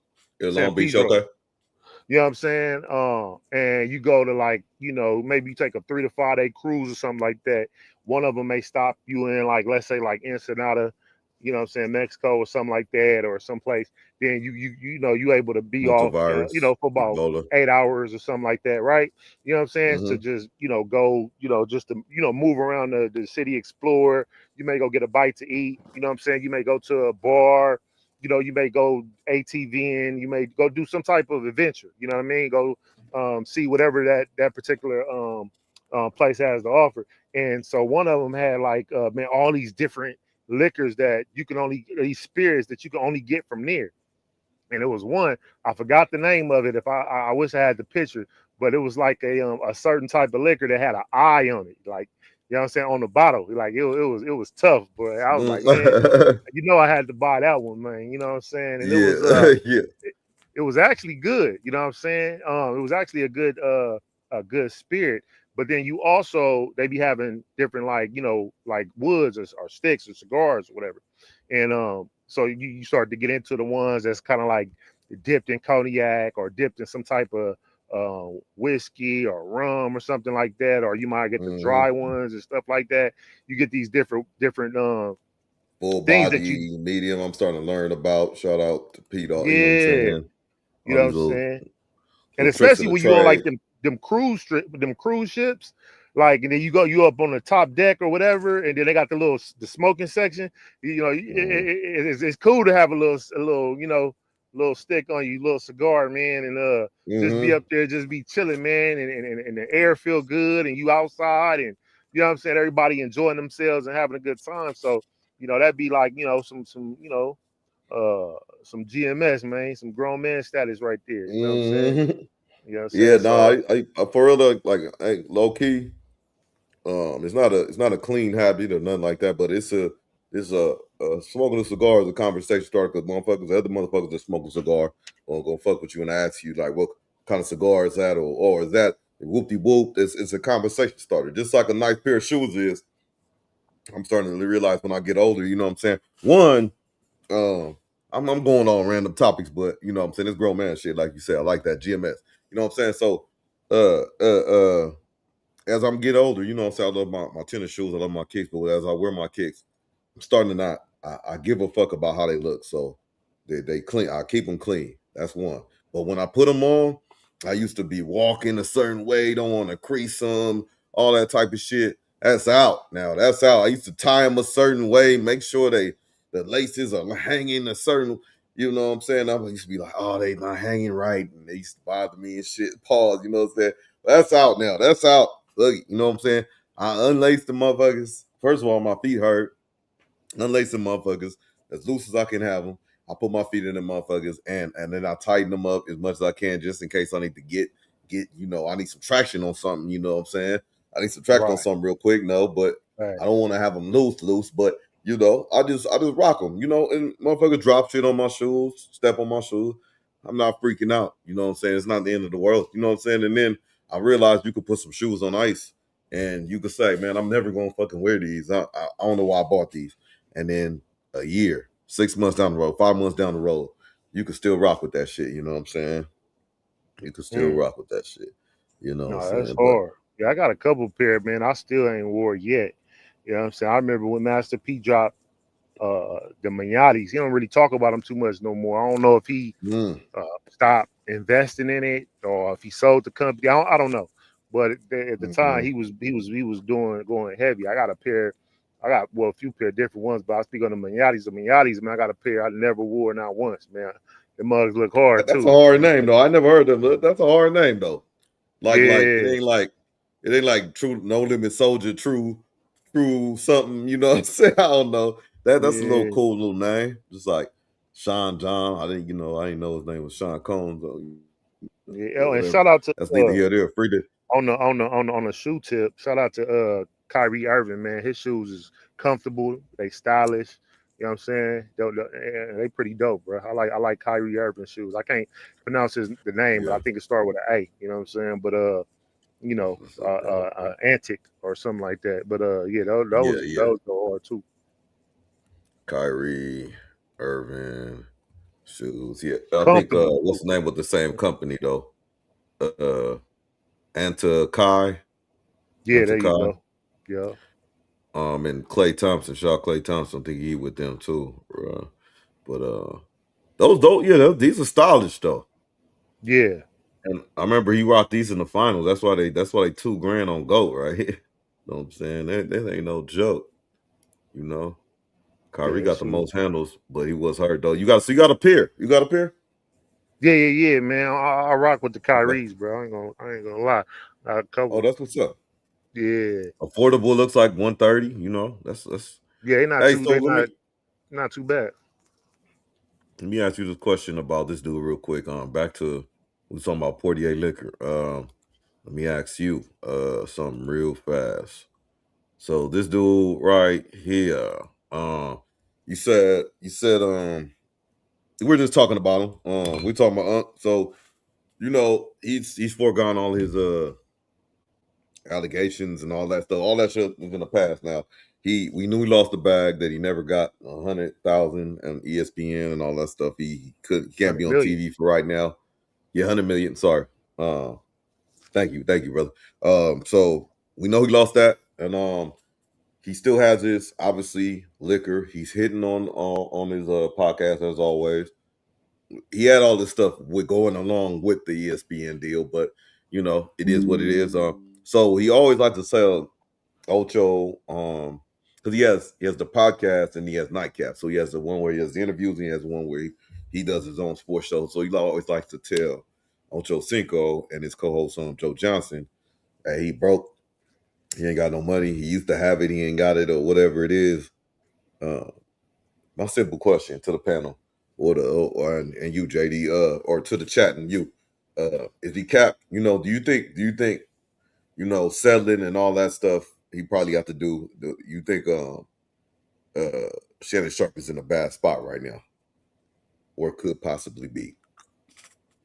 Yeah, I wouldn't say in a bad spot. I think he's just in a spot where it ain't as comfortable because he seemed like a person that actually saved his money. You know, he didn't splurge his NFL money like that. He seemed like he was a little bit more sharp than that. You know what I'm saying? No pun intended. He just seemed like he a little bit more sharp than that. And you know, if you are a person that spend your money before you actually get it, then yeah, you're in a bad position. Because a lot of us do that. A lot of us have that consumer mindset, consumer frame of mind. That's just how we are, because we might just can't wait to get our hands on something we ain't never had before, or experience something we ain't never experienced before. You know what I'm saying? So we kind of like see the light at the end of the tunnel, and we want to cash advance off that motherfucker before, you know what I'm saying? And we living off cash advances, not knowing that cash advance is gonna cost you in the long run. You know what I'm saying? And like we smarter now. Not to interrupt you too, but I'm cooking. Yes, sir. We smarter now, but back in the day, if you had told me, I don't know if I was maybe when I was 17, 18, 16, if you had told me, hey, I just signed a deal, I'm a rapper, you know what I'm saying? I would have thought you was rich like right then, like right immediately. Like you signed the deal, you got money right now. That's what I used to think, you know what I'm saying? But that's 100%. Neither here nor there, man. It was just for real, man. But now the you know, the light is brighter now for a lot of people. But at the same time, man, you know, so it's way more information, but people are just consuming it and without really knowing how to digest and what to eat, what not to eat, what to throw away, what's you know. So it's more information readily available. But yeah, I would say that he probably was trying to bank on something. And if you count your ducats before you actually got them in your possession, in your account, in your pocket, in your hand, you know what I'm saying? Put it in my hand like it belonged to me.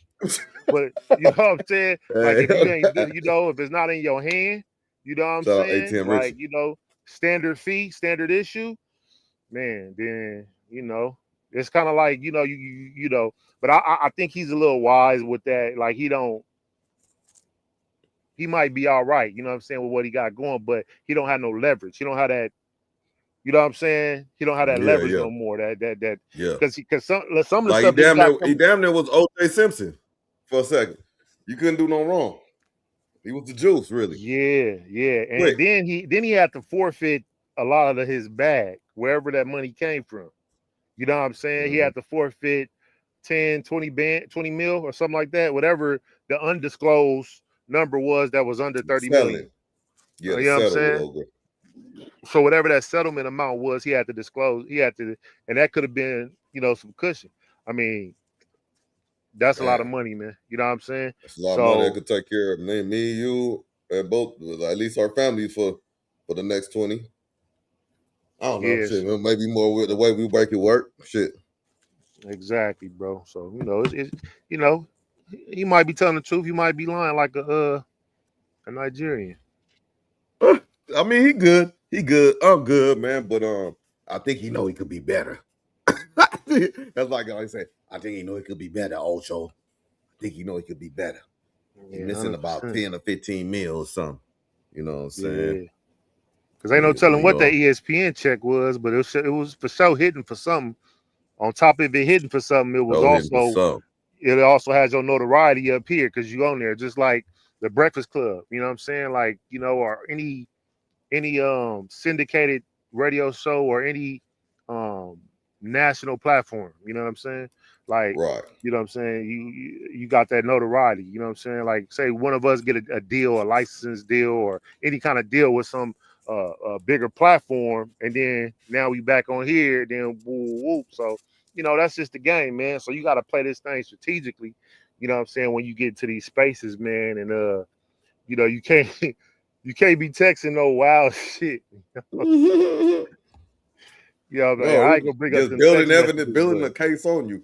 I think these cats be getting narcissistic, man. Drake wasn't like this in the beginning. Ocho wasn't like this in the beginning. No, Uncle wasn't like this in the beginning, man. So Ocho might have been back like that since he was a kid, though. He from Miami and shit. This motherfucker about he hanging with the NHPs and shit. Chilling with he's saying, he don't lie to this blood. So he's like, anybody can squawk, boy. It's like, man, hey, Ocho crazy, bro. I believe that shit. Headbutting me. You know what I'm saying? Sure. Let me see what we got on the clip tip. Man, we rocking, man. It's me and Jay Dizzle, man. We watching watching these scores as well. You know what I'm saying? Knicks come back, 22-point deficit, and we in the bottom of the eighth, it looks like, with bottom of the eighth, 0 outs. Let's see how that's gonna go. 4-4. 4-4. We need this one to tie it up. Shout to the Knicks, man. Gotta roll with the winners, bro. Is that what this bullshit is on your? You gotta roll with the winners, bro. That's what that is. What that little? Oh, you gotta roll with that thing is. Oh man. Okay, the Knicks. Okay, all right, man. Nation. Well, if you doing that, keep in mind. I asked y'all who y'all got last week, so y'all on wax saying who y'all got. So let's just say when I get busy all this last week stuff, bro. When we I in get the current busy, event, bro. Current events only. Okay. Okay. You know what I mean? I get some free time. Don't make me put a compilation together, brother. Yes, sir, man. Hey, show the proof. Play the tape, brother. Play the tape. Okay. Knicks Nation. You got Knicks Nation. I'm on the alien side on the West Coast, man. You know what I'm saying? Like Cam and May say, the West Coast. East Coast, you got the Knicks. They gonna let you down, JD. They gonna let you down. It's like they do this every year, bro. Know what I'm saying? Every fucking year. But that's not his team. For all the viewers that's not really tapped in. You gotta no. Don't listen to him. Listen, viewers. If y'all new here, Knicks Nation. Listen, so let me tell you this. Let me share this with you too, bro. Like, you gotta think who's playing right now in the current events, bro. You got James Harden, choke master himself, Mr. LA. Shout out to him. You know what I'm saying? Yeah, but choke master himself. he will choke. Pause. Every time when you get to the Eastern Conference Final or the finals or the second round, it was a whole list of his career on where he made it to and how he, for some reason, can't really just get over that hump to show. You know what I mean? Knicks Nation. Wow. Okay. Let him have it. I'm gonna let him have it. I'm gonna let that breathe. All right. So yeah, man, we live tonight, Tuesday night. You know what I'm saying? Let's see what we got. Let's see if we get in Shout a out to couple Dr. of. Cheyenne Bryant. Oh yeah. I didn't know you was on that. Man, what's up with her, man? You know what I'm saying? She's a doctor, bro. She's a doctor. Okay. They're hating on her. She got 3 degrees. She just can't show you the degrees because her school closed down and she can't pull them up. But the people that actually went to that school in more recently than her, I mean, Right. a longer distance than her, actually can pull their stuff up. Why can't she? No, because the she school is forfeited closed that, right? down, bro. She can't go to parchment.com and pull up, the information, bro. Even if on parchment.com, you can go there to pull up any of your transcripts, and you can. They usually keep those transcripts of schools that closed down on there for decades or indefinitely. She can't do it, bro. Bro. She's a doctor. Word. Knicks Okay. Nation, bro. Okay. Did you see she showed up to Jeezy's concert? No, She had a nice ensemble on. At Jeezy's It was concert? nice. Do we have footage of this? I'll try to find it. Let me Yeah, because I just don't like it, bro. Dr. Umar is gonna build this school. Dr. Cheyenne Bryant is a real doctor. Bro, I don't really, you know what I'm saying? Santa Like, Claus and Easter Bunny. they're real, bro. Flacco is a journalist. All this Bro, stuff. you gotta understand, bro. If she can't, just because she can't, she gives it to God. That's the only person she needs to answer to. She don't need to answer to us to show proof that she's a doctor. Oh, bro, yeah. she had live sessions with Nick Cannon, with Cam Newton, with Shannon Sharp. These were live sessions, bro. Live sessions, yeah. She to got them. show She the got them improvement. by her popularity, though. She got that through her popularity. Are we not mistaken about that? So when she goes out here and tell people how, because I mean, is she, I don't think she's married, but when she goes out here and do relationship counseling as a non-married doctor, right? We should listen to her, bro. You should listen to her. Yeah, man. Because who pumped her up? Where did she come from? She came from somewhere. Somebody brought her into the metaverse. I'm not sure who brought her into the metaverse, but she was brought to the metaverse by somebody. You know what I mean? We're gonna find out. We gotta find out. Yeah. In the meantime, but we get to her. Man, what I know you on a different time zone, man. You got a little bit, man. We rocking, man. We had 1 hour and 45 minutes. You know what I'm saying? People got shit to do. People got stuff to do. 11. Yeah, man. Listen, bro. Come on, man. Bring it on, brother. All right. Cool. Let me just trying to clean this all up so I could just go straight to the little reaction screen. Let me get my stuff ready. Window. Just go window. Fucking. Boom. Make sure everything is coming up correctly. Can y'all see anything? Nope, y'all sure can't. Nope. Let me see if I'm on the right. Oh no, I had this going and then all of a sudden this is what we need right here, I think. Yep. Okay. So we got down to the stage. So we go boom. Tracking. Nope. Still didn't do nothing. Did it do something? Can you see anything? No, it's a blank screen. No. Video? No, I don't see the video. Let me see. Wait. All right. Let's remove this one more time. Move. You know what's going on?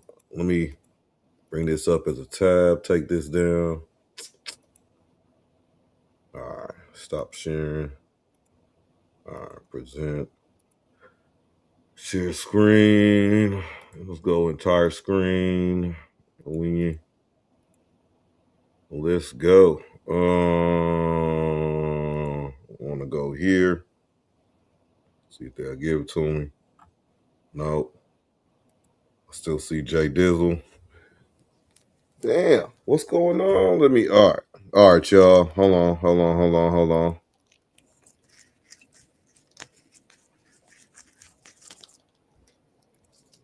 Man, What you pulling up off there it is. I think I got it.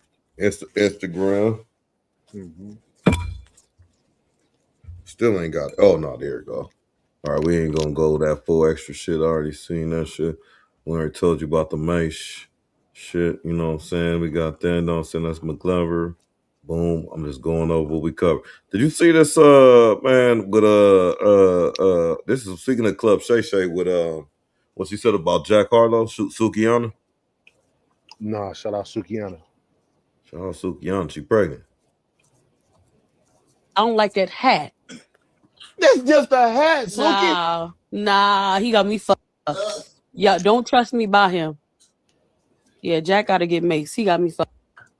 Did he say something? I don't like that hat, and I don't like he acting like he like Jennings out this thing. Likes Jennings. Yeah, I don't play like that. Hell nah. You can't make the man though. Suki. I was pissed off. I ain't gonna lie. I was pissed off when I was pissed off at the whole aesthetic because I know where it came from. I just know who. I know where it come from, and she talking about Life Jennings or something bigger. And then what's this Playgirl Jen whatever Playgirl. Let's just say that Jay. Y'all missing her message. It's appropriation. All right. I know my people. You got me fucked up. They gonna put that hat on like that to the side. He should have just made the song and just stuck to his aesthetic or whatever. But I was pissed off. I say, so he tried to steal. He trying to steal. You know what he doing. But then what that got to do with the Mace? Yeah. Cause I just feel like he got to get Mace next. It's equivalent to that girl saying that. Yeah, he's talented though. That's Coach Shannon to get $50 in line. All right, man. That's the friendly neighborhood player partner, sugar free. Now, what? She just talking about the picture. Like, what's she talking about with her? You know, she. So that's that you were going deeper. I should have put some more context to it, but you supposed to basically, I think she talking deeper. She said she basically know who in the industry put that look on him. He going for a certain look, and she don't like it. You know what I'm saying? He should have stick to the whole, where what's that little song? Like the Drake shit, like all the shit that they be doing, the Post Malone, everybody, all these dudes, they come in and then as soon as they get the following, they go dip on us. You know what I'm saying? All the, I think she referring to that type of shit. Oh, okay, gotcha. Yeah, I don't think Eminem did that. I think Eminem, one of the few people that came in and stayed himself. He actually went against boy and girl groups. He went at a lot of people. Britney Spears, Christina Aguilera. He went against Backstreet Boys, NSYNC. He went at everybody. Like, he came in and actually was him. He talked about, you know what I'm saying, his life. You know what I'm saying, and all of that. So I think he fell into that pop pocket too, like for real, like he just was like, okay, I'm pop, fuck it, I'm just gonna, go at these pop people too, the shit they get on my nerves, since they want to put me up here. Yeah, but he settled in real good though. I agree with you on that one. This one is just funny right here because it seemed like Fat Joe he mended his shit with this is a real New York Knicks fan, by the way. It seemed like he mended his shit with 50 Cent, so he trying to stay away Think from you like the New York Knicks, bro? I'm a fan, bro. Rick Ross. I'm a fan, bro. All right. Okay. Yeah. All right, bro. You are a fan, bro. Yeah. Then you got this dude right here who really still petty. That's gonna be forever because baby mama stuff involved. And then you got Jada who just you gonna see. Jada is the smoothest dude on the earth, man. He just gonna mind his own business, man. You know what I'm saying? And then shout out to Fat Joe, he from Inglewood Family. You know what I'm saying? I don't know which one. He from Inglewood Family, though. That's what he said, man. Shout out to Munchie B, money over morals. I mean, morals over money. I ain't do that on purpose. That's it. Morals over money, man. Go check that out, man. You know what I'm saying? Morals over money. You said about the whack rappers that might get out of line and shit. Just imagine if I had the chance to slap. First of all, what is that? I seen that on the Verses, and then he got the is that the new AP that everybody going crazy over? That's new. That $300 now, and is it iced out? I mean, this dude crazy. Hey man, but hey, speaking of which, he got 2 good books, man. I mean, one I read, but the other second one I don't know about it. But the first one, real good. What is that? Did he break his finger and he just, I don't know. All right, man. I'm gonna stop talking. I have 50 Cent with this shit right here. Come on, man. Yo, Family show, Roy. Yeah. No, I'm just saying. Just imagine that. That's a blessing. I ran out of flag. We just talked about. No. You just mentioned it. No, I'm not talking about him. No, you was. No, I wasn't. Yeah. I caught that. No, the whack rappers running around. Sorry for and then you get the. I had nothing with the $1 million backhand. You feel me? No, I didn't say that. You was talking about 50 Cent, the whack man. nigga that I'm not gets even smacked thinking down. about him. I was talking about a time when. No, I caught that. I caught that alley hoop. Yo, Ross. I'm a Wimbayaya nigga. Yo, Wimbayaya. I'm giving Joe Crack what Joe Crack asked. Whack rap. Nigga, 50 Cent. I never you said threw me the alley hoop on 50, nigga. Come get it, 50. I don't have to, but I'll be clear. I definitely wasn't thinking about 50 Cent. I was thinking about some old school rappers. I don't want to say who. Some friends of mine that back in the day, they had the game in the chokehold, and then they flopped. Man, G-Unit. to the no. It was G-Unit. It was them niggas. The nigga with the dog cheek. What's that nigga name? Uncle Murder. That nigga cheeks way darker than his forehead. He need that rewind skin cream, nigga. I caught that alley hoop, my nigga. No, I didn't do that. I went by out that nigga. My shit, PG-13. I don't Kiss, what that be? I think inspiration. Come on now. Let's keep it real. The Kiss, nigga cheeks dark. I'm out of listen, you gonna say I inspired that talk? You Chris? did. You gonna say that I shit? caught the alley hoop. Oh shit, that was funny. Yeah, man. Hey, some beef is just gonna be forever, bro. Some beef is just gonna be forever. You know what I'm saying? So, but man, so one thing about I got you too. I want to see you. You seen? I talked to McGlover about it, but you seen that Corey Holcomb have Vlad on his platform. Okay, Recently, 5150. I was okay because I was going to ask. Oh, go ahead. You kept adjusting your camera. I think you was trying to show like some paraphernalia or something. Okay. No, what was you saying? I didn't know what you was. Go ahead, bro. I was trying to understand. That's perfect right there, though. That's good. But I see on this side, I see actually it's multiple screens going on here. So I think you want to make sure that you saw that paraphernalia that's like over there in that corner a little bit. Listen, bro. Anyway, my bad, bro. I'll just go ahead. What you were saying? You talking about this corner? This one? Yeah, that's how you kept moving the camera. I just saw how you was doing the camera. But go ahead. Okay. That's neither here nor there, bro. I can go widescreen on them. I can go, But yeah, I'm just asking, shit, I forgot my question now. Oh, the Holcomb. The last thing, I don't know if you up on it. I kind of backfill you on what's going on, Aries Spears and all that. McGlover be tapped into that comedian lane. Yeah, that's not. Yeah, not really. I ain't up on that. Okay, so I'm just going. Do you even listen to?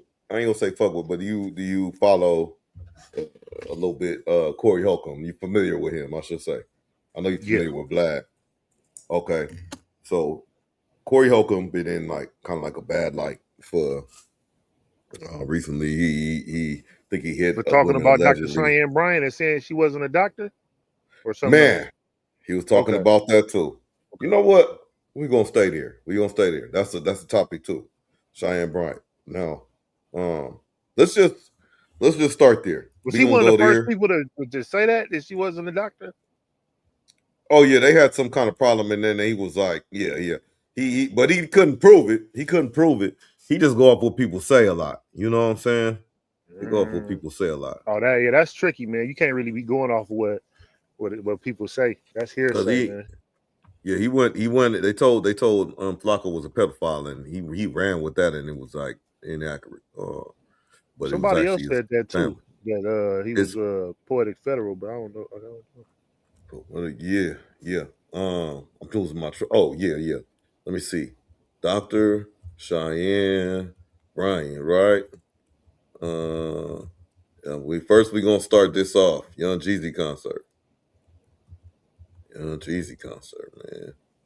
This is gonna be a shout out to her, That's man. She right. helped a lot Knicks of down people. 22. Come back. That's right.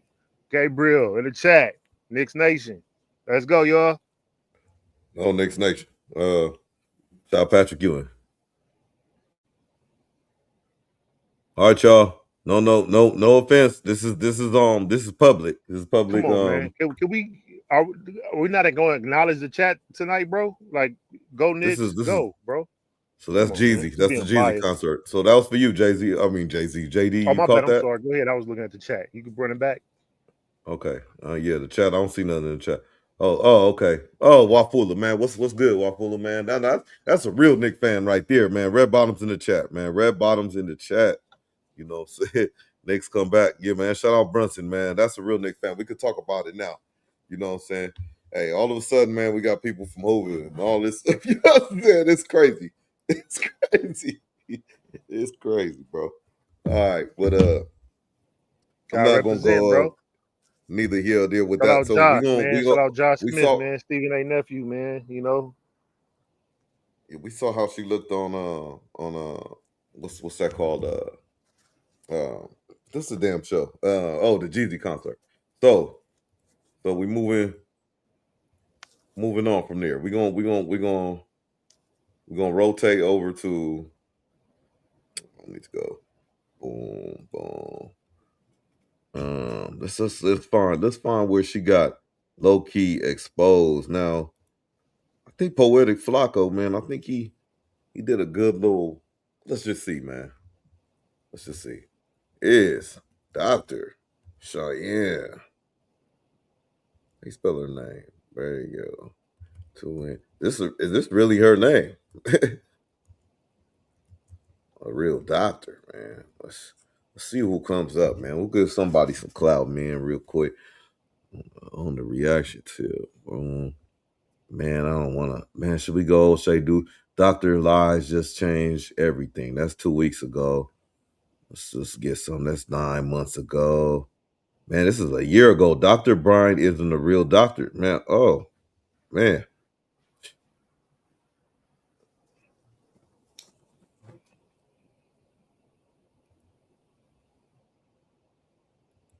This is a year ago, people.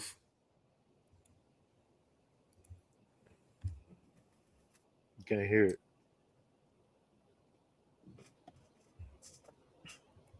What'd you say, bro? No sound. Oh, sure. No sound. Okay, that's not good. All right, hold on. Let me you can see it though, right? Yeah, I can see it. All right, hold on. Start this over. I think we good if we do it like that. Share screen. Chrome tab.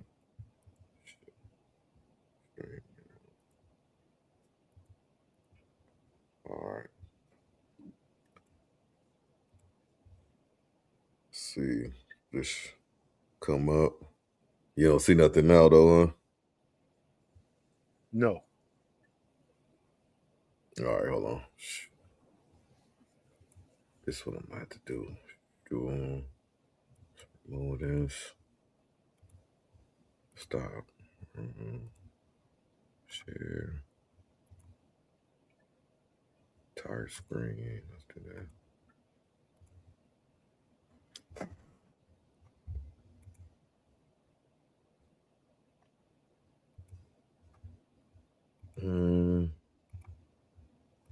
Damn.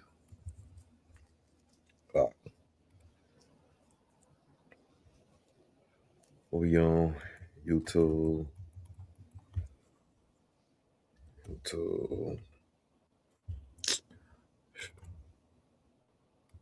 Still over here. Right there. Present. Split screen. Entire screen.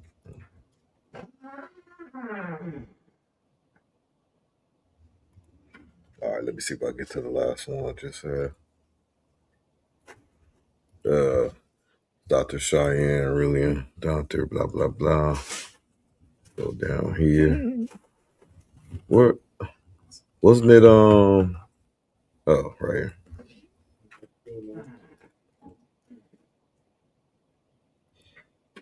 You still can't see it, huh? No. Yeah. You could hear it, though? No, I can't hear anything. Okay. We'll try this one more time. Share screen. Let's go this. Boom. I think I got it. Okay. Should be able to see it. Let's go. Let's go. Come on. Come on. Come on. Come on. Still nothing. Oh, there it is. Boom. All right. Where's your doctor at? Because I've done the research. You good now? And it was All right, cool. I don't see doctor nowhere. If somebody is a doctor, they will be proud to show you. Oh, we missed the key part. Brother, that I'm with now. Don't sit up here and act like, yo, what Dr. Bryant said and didn't affect my relationship with my baby mother, number one, baby mother, number two, or even with my situation that I'm with now. But what is to come from that is, I don't want my platform to be fake. That's well, why would you call her a doctor, brother? I'm not saying your platform is fake. I'm just saying, when somebody say Dr. Bryant, it irks me. I wonder what his original beef with her was. I don't know if he was being sarcastic or not, but I really don't know where their original beef stemmed from. Unless he didn't give her none, or she didn't give him none, or something like that. For my assessment of Dr. Bryant, Dr. Cheyenne Bryant, I'll just give her that for now.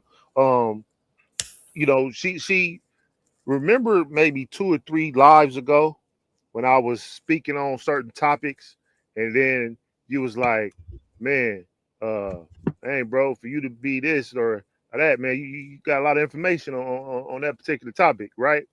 And then we started watching some videos. Then I was showing like, this is why I'm speaking on these topics, because hell, I'm qualified too, nigga, at this point. You get what I'm saying? Because to the contrary, you got certain people like her going out just saying things that may not be necessarily in the best interest of certain younger people. You know what I'm saying? And just giving out information as if, you know, she's really who she says she is. So, okay, cool. Well, I can give out information too. You get what I'm saying? To combat that. And it was that particular video that you showed that particular day that was the primary reason why I was starting to create, you know, certain type of topics like that to combat information. You get what I'm saying? That's put out there, you know, from people like her. You know what I'm saying? Yeah. We played a gang of videos. I wonder which one. We did. Colleagues. Where's your colleague? doctor? Yeah, that's true. Because I've done the research. And it was what? I don't see doctor nowhere. And it was if somebody is a doctor, he didn't do no research.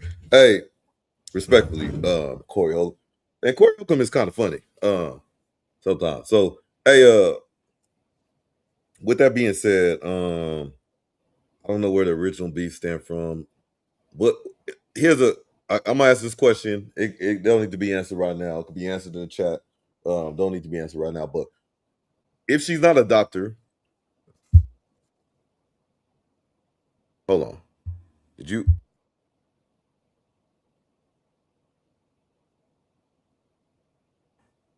Make sure my mic on. If she's not a doctor, so what? You know, I don't know, but let's go. They will be proud to show you, I'm a doctor. She can't do it. She just says it. This is a fantasy that woman is living. I mean, like, never mind. I see why it's a reason, because she's actually charging like a doctor from what I hear, allegedly. Now with Corey Holcomb, I don't know what his problem is with it is. Like he went to see her and got duped or something. I don't know. And that whole outfit, somebody sold that together. That's crazy. you don't see everybody to see you, Sister Bryant. We know it's a girl you call your bodyguard, but we know it's more to it than that. You know what I'm saying? I'm out here in the streets. So I can't say what this girl is that you call in your little security. Define the streets. Sometimes, but you know what I'm saying? There's people who know y'all and they talk. So, and all this doctor stuff, I mean, come on. Where is the proof that you're a doctor? Can you just do that online instead of all of the glamour videos with all the makeup on and everything? Show us you're a doctor and how you became a doctor and how you practice being a doctor. You're just doing internet talk like everybody else, except you wanted to put doctor on your name. Prove to me you're a doctor so I can eat crow and apologize. But don't come with that little nonsense online shit. That ain't gonna work on me. I know. And all that low vibrational women stuff. You used to. All right, man. I need to put that in my vocabulary. Low vibrational, because he used that a lot. He used that a lot. And if he can use it, I can use it. That's it. Work at the strip club, right? I would ask her that. She's talking about low vibrational. And even if that was a time when she's not.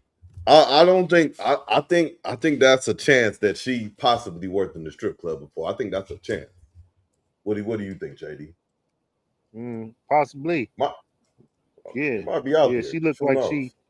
Yeah, I mean, because she's in her 40s, right? Shoot, I'm not too familiar. I'm catching up on her recently. Yeah, She she looks, definitely just like the makeup 20 on her years face. ago. I could definitely. She look like she could be in my. Yeah, I definitely consider her Barbie Coast. Yeah. And probably pulling in some numbers, you know. Shout out doctors, you know. She came a long way. She did her whole program. School closed down, unfortunately. Her alma mater. She can't get a hold of her records. She forfeited her program in lieu of getting her certs on the way to whatever. And that's how she explained it. And if you confused, I'm confused too. So doing that now. She talked about the things that she's done to men and how she kicks up dust with men on purpose that so-called love her. And I never saw the end of y'all video until my girl showed me this. When you hit her with that 50 Cent shit and she was stuck, it was classic, but that's not promoted. Because she praised 50 Cent because there's opportunity maybe there for her. Now, this ain't no diss to 50 Cent. 50 Cent, you know, he walked up to her and like I've never seen this, JD. I've never seen it. We know how the game go, but she wouldn't say nothing bad about 50 Cent because that opportunity might not be gone yet. But when the opportunity with 50 is gone, she'll be calling them low vibrational and all that. Because I don't think she really like men. I think she like women. Because I've seen some evidence of that. Now, this is what I said I think. But ain't seeing women who run through men, somebody told you something. And she say she like. Have you heard the stuff she said she did to the men that she was in relationship? Hey, no, I think shout out McGlover, shout out Stone, they not here. But I think, you know, it's not far-fetched that she might eat some coochie, man. It's like, come on. Like, I think Azar, all of them, shit. They don't like get nothing past me. I believe 90% of women like women. Yeah, we gotta put a pin on that. Put a pin on that. Yeah, I knew you didn't know that. I've watched that lady since I was on the show with her a long time ago. I was on the show with her with one of my homeboys. Hey, elaborate on that one though. Yeah, I think because a lot of women do things for women. They don't do things for men. They do things for women. A lot more women are more freer to experiment with each other. You know what I'm saying? If women experimented in college, they just experimented. It's okay. It's a lot more acceptable. Women, you know, women they look good. So it's good for women to admire more women more. It's just more acceptable in society. You know, even coming up, like coming back in the day, a lot of times it was more hidden, you know, when I was in school. But we knew who was who, what was going on. And now it's way more acceptable. And a lot of times too, I'm elaborate, but I'm gonna keep it with this topic too. A lot of times you'll start to notice that the ones that talk the most about men and down talk men and down talk certain relationships and things like this, and try to put themselves up here. Or men don't protect women, black women, and all that shit. Those be the main ones that are either lesbian, bisexual, but with a strong direction of their bisexualness going into favor of the woman. You know what I'm saying? That's you pay attention to that. Those are the primary ones. You know what I'm saying? The ones who be so mad at the ones that we call pick-me's. Where that video at that I had, bro? You could play. Oh, I think you follow this person too. I'll find it. But the ones that the so-called pick-me's, those the women who be in there, those the ones that really, truthfully, they really rather they're so angry, but they just like women. You know what I'm saying? And a lot of them, yeah, you know what I'm saying? That's how that shit goes. So some of them I kind of feel the same way. I just never expressed it like that. It's kind of crazy because they care, you know, like more what you know, once a boy grows to a man, you know, they don't care after that, like what you really want to do, and they just know what you need to do. You know what I'm saying? But they be like, girls, oh yeah, your hair is so pretty. This is so pretty. Yeah, so this year, I'm gonna do my makeup. Like, who are you doing the makeup for? You know, is it both? Is it just one group, or you know what I'm saying? But is it for yourself? You know? Yeah, interesting, man. Interesting dynamic. So wait, see at the show, and that lady, if her real story came out, she would be a farce, I believe. I don't think she. That's weird. She's a doctor, and I'm putting it out there. I don't think she's a doctor. If I am, so show me where you get get you I would love to talk to some of your colleagues. But I think. Yeah. You said you gonna send me one? Yeah. Sure. And while you do that, I'm gonna look up and this ain't no shade or no slight, because most women majority of women now just agree. You know what I'm saying? Or they'll just be quiet. And like, oh, well, yeah, you know, that's true. And ain't nothing really wrong with that. You know what I'm saying? Ain't nothing wrong with that at all. You know, but some of them that are overly religious are really trying to combat that urge that they having. You know what I'm saying? I just think people want their money back though. Like for what, that book? Or and then people that probably bought her book or got help from her or whatever that she charged, they probably not even tripping on her like that. Like that. It's probably the people that's actually went to school and got the degree and work hard for their shit and this and that, and then somebody can just come on there because of their clout and how they look and just say, hey, I'm this. And for real, we in the age, we don't check the door passes. Bro, she's not a doctor. Yeah. She could have came out and just said she's a relationship coach. Like Kevin Samuel. You get what I'm saying? Kevin Samuel came out and said he's a relationship coach. When Kevin Samuel came out and started talking about men, you need to dress a little better. Man, you need to, like, you know what I'm saying? Keep your appearance up. Man, you need to do this. Man, go get you some smell good. Man, do this and that. Nobody cared what he was talking about. Not even us. Right. Why am I going to listen to him? You know what I'm saying? Right. Unless he's saying something that looked like something. But for us, and this ain't even really like no pause or nothing, because I'm saying it from a real place. We admire people that look like something. Like, you get what I'm saying? Like the athlete, the bodybuilder, the person that look like they got more discipline attached to them. We're not just admiring some dude that look like he don't even go to the gym or don't do nothing. Look like bro, you just look like a regular. Like I'm about to admire a person that, you feel me? Like even like even if the person's a you look like you put together, you might know what you're talking about. 100%, bro. You know what I'm saying? Like, you just that's who we admire. I mean, even people in uniform, low key. Like, you feel what I'm saying? Like, oh, this person's sharp.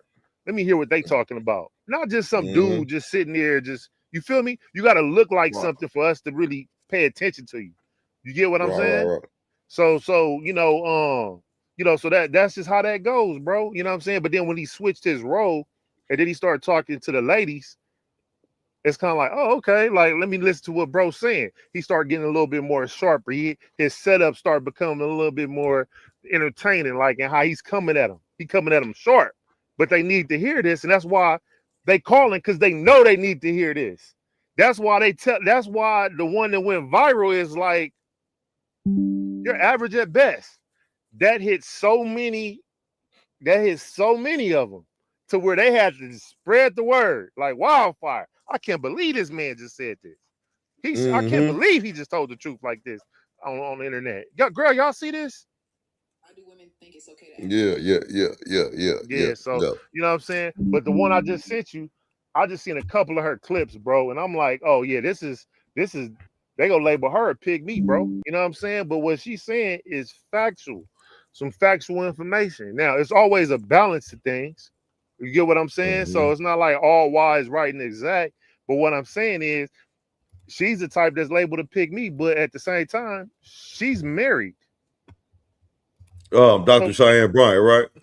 Allegedly. The one I just right? sent you? No, I didn't send you Cheyenne Bryant. It's I don't know. Oh no. This girl that you're talking about. Okay. Yeah, the one I sent you that would sound like a pig me. She's married, so she's not even saying that because she needs something from you. You know what I'm saying? Yeah. Right. Stop asking that man. But he for wants money. to take me out on a date. I Sarah. don't care. But he wants to take me out. I was chilling love today. That. He's taking you out. That's the. All right. So, go ahead with the setup. You said this is the one that's married. Yeah, this it's a couple of videos I want to see. This one and then another one where she talks about herself. How people look at her. Okay, right now, before you play anything else, rate her. Just off the top, just as a man. For sitting down, yeah, just as a grown man, looking at Yeah, you can't give her a 7. I can't give her a 7. Okay. No. Cool. From the sit down angle, in the chat, hey, rate her right now. In the chat, rate her right now. Yeah. You can't give her a 7. For sure. Okay. If I can't go 7, I'll go 8. 7.5, 8. Anybody in the chat, we'll give her a rating. We need just one person in the chat. What y'all rating her? Just right now, off the top, off the rip. You know what I'm saying? Real. So, also, yeah, just like what? So she's married. I came to find out she's married. She's been married for a while. This is the type of woman that's giving some real game that women don't necessarily want to hear, right? But it's truth. It's facts. It makes sense. It's a little logic behind this. You get what I'm saying? It's not just emotional game. There's some logic attached to it. Face cards 8. Okay, cool. Let's go. Kick it. And then we'll go to the next video. Let me see if it's the other video. Go ahead with that. Wait. I need my hair done. I need my nails done. Then go get it done. And why is your hair not done? And why are your nails not done? Why do you not live a lifestyle till now all of a sudden you have to go get those new things? So even if you had to get a brand new outfit, why don't you have outfits in the closet? I do. I need a new one for the date. Why do you feel like a man that doesn't even know you is supposed to invest in you? Because please believe he's taking you and 3 other women out. He's not committed to you. It is so expensive for a man to date. In fact, men, stop spending money on these women. I don't know who she is, but right now, from face value, she's gonna get points because her look, her passion, and her point. That's you attract more flies with honey than vinegar. Her point is stop spending all this money. You're gonna ring a lot of ears gonna perk up on that. I don't think men should do more than a coffee date. This is why they call you. What up? Oh, I thought that was you, JD. My bad. That's probably the video. You would pick me right here. You telling men to stop spending money? If she asks you for $1, don't spend any money on her. And ladies, stop this. See, because this is look. I gotta say this. See, now I'm sitting up. Y'all done made me mad. Here we go. That's the thing, ladies. Now, some of y'all sometimes take my advice and you use it in the wrong way for manipulation. And I'm not giving y'all advice so that you can manipulate. Okay, I've made it perfectly clear 1,001 times on this podcast that it is. Why do women think it's okay to ask for money from men? Ladies, stop asking that man. But he wants to take me out on a date. Yeah, you saw that, right? He wants to take me out. Yep. Now, I just sent you another one. Play that one real quick. The one I just sent you. Hold up. Because automatically, how she talking, I'm gonna give her an 8 or a 9 as well. I'm gonna keep it a buck. Oh yeah, I forgot to go run you back on the question. My bad. Yeah, it's all good. I got you back on that one. And then, so watch this. Let's see what she says.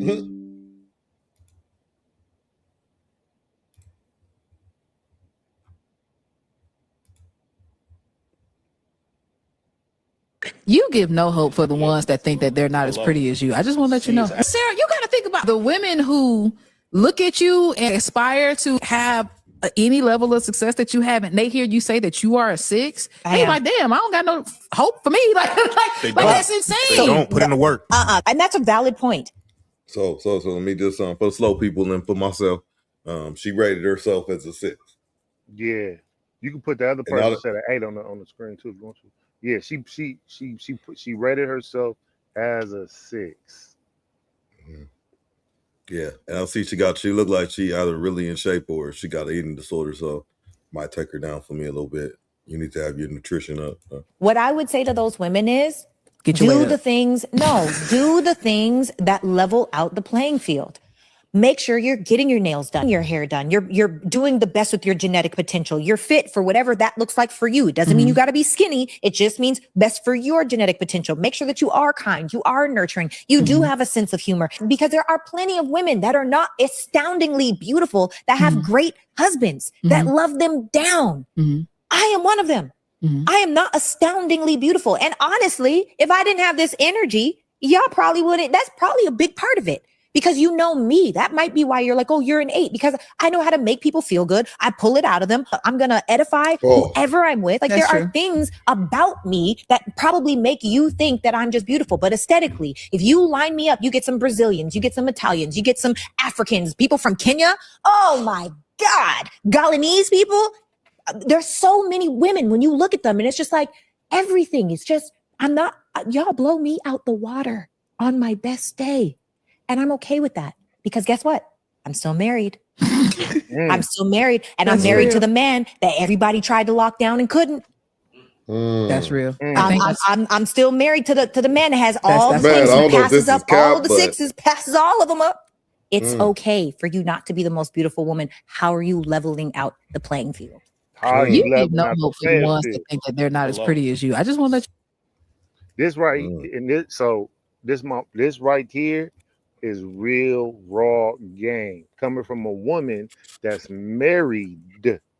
You get what I'm saying? This is the type of game I'm gonna respect. This is the type of person I want to listen to. I'm gonna invest into their content because I'm like, man, she's really saying something. You get what I'm saying? Yeah. And if it's not real, she's selling it. If it's not real, she's selling it, bro. She's selling it. She's selling it very well, bro. But I did go look to see if she was married, and it looked like she's posting her husband. So I said, okay, she's making good points though. Like I'm married to my husband. I might be a 6, but hey, and then let's be real. Like, beauty is not a beholder. We might have a version of our beauty that we like it out here in the States, but you go to these other countries, you might see some shit like just some natural shit. You know what I'm saying? That you like, oh, okay. Beauty is different everywhere. So, you know, shout out to her. You know, it wasn't too familiar. Looks like a Dr. Bryant blueprint. Maybe she took it from her or whatever. You know what I'm saying? Like not maybe Bryant took it from her and ran with it or something. Some, you know, like Blueface took a Mighty Suspect stuff. You know what I'm saying? Oh, by the way, Dodgers won. I know everybody San Diego don't want to mention Dodgers won 5-4. It's all good. 5-4 to series tied. Series is tied. Okay. Let's go to Dr. Brian. Unless you have some more, I'm rocking with you, JD. Let me know. But I got let's go to Dr. Brian. Do what you gonna do. I'm just gonna get some commentary on what made me present that. Is because I'm showing the comparing and contrast to the information in the game that we really need to understand and really need to hear so that we can really like help ourselves at our ages and younger people really understand marriage from both sides. You get what I'm saying? And need to hear that sometime from a woman, like, damn, okay, let me go find me something like, you know what I mean? Like, give me some hope, goddamn it. You know what I'm saying? Because everybody else is just out here saying stuff where it's like, hell nah. You know what I'm saying? Like, I ain't fucking with that shit. You know what I'm saying? And then you get people like a Cheyenne Bryant, who's unmarried, who has all this information on relationships. You feel what I'm saying? And people are listening to her. And I'm glad that the expose, you know what I'm saying, she's getting, you know, I'm glad things is coming to light, whether she's a doctor, whether she's not, who knows? I'm not doing all that research. I'm not doing, but what I'm saying is I'm glad things is coming to light so we can kind of like see what's really what, like with people out here, man, because people be selling a whole lot of fluff out here, man, and misguiding, you know what I'm saying, a whole lot of people out here, man, in the wrong way and make us not even want to even attempt to pretend that we ready to go out here and settle down on some shit. Right. Mm-hmm. Make a little hope right there, yeah. Let me see, that's 100%. The reporter. You make marriage look fun. You know what I'm saying? Like, hold on. Let me go find, you know what I mean? Wait a minute, you know what I mean? Yeah, bro. So, you know. Because it's not the easiest, chores, you know what I'm saying? It's not easy out there, you know what I'm saying? That's the Breakfast Club one. So we wanna this is let's see, man. This is 8 minutes 52. Let's see. I ain't see this one. I don't listen to him too much, but this is a good channel, man. Urban Politicians TV is all right. I just don't. Sometimes the accent be getting me, but shout out to the people with the accents. But let's see how he break it down. Degrees, and I'm not going to prove anything to anybody. My obedience is to God, not to people. And so as long as I'm in His will and I'm serving and I'm doing His, His word. Hey, JD, you always know God will always get you out of stuff, man. You go back. You can go say, God will get me, the people will come with you. Just like how you got the people to come with you with your looks and all that. People come with you when you talk about religion. People know my voice, even the sheep in wolf clothing. That, in my opinion. That is not my battle. Well, the questions that are out there, why not provide the proof of your degree? Why not? Hey, that hat is tough. That hat is tough. I like that. The little plush pink on the interior, pause and H hat. Okay. Well, a couple things, right? I have multiple degrees, and my thing is that my proof isn't something that I have to prove to individuals. My proof is already within my credentials. Hey, I'm gonna keep stopping and going. My bad. But now that I look back at it, bro. She says this a lot. I have multiple degrees. I do too. Shout out to me. But I don't say it like that. I never thought about that. I could say I have multiple degrees. What does that mean? That could mean I have a 2-year degree, a 4-year degree, and a master's degree. I mean, that's exactly what it is, though. So she could have 2 associates and 1 bachelor's, Ooh. But she's American, though, bro. What's her definition of a fucking degree? She's American. What does that mean?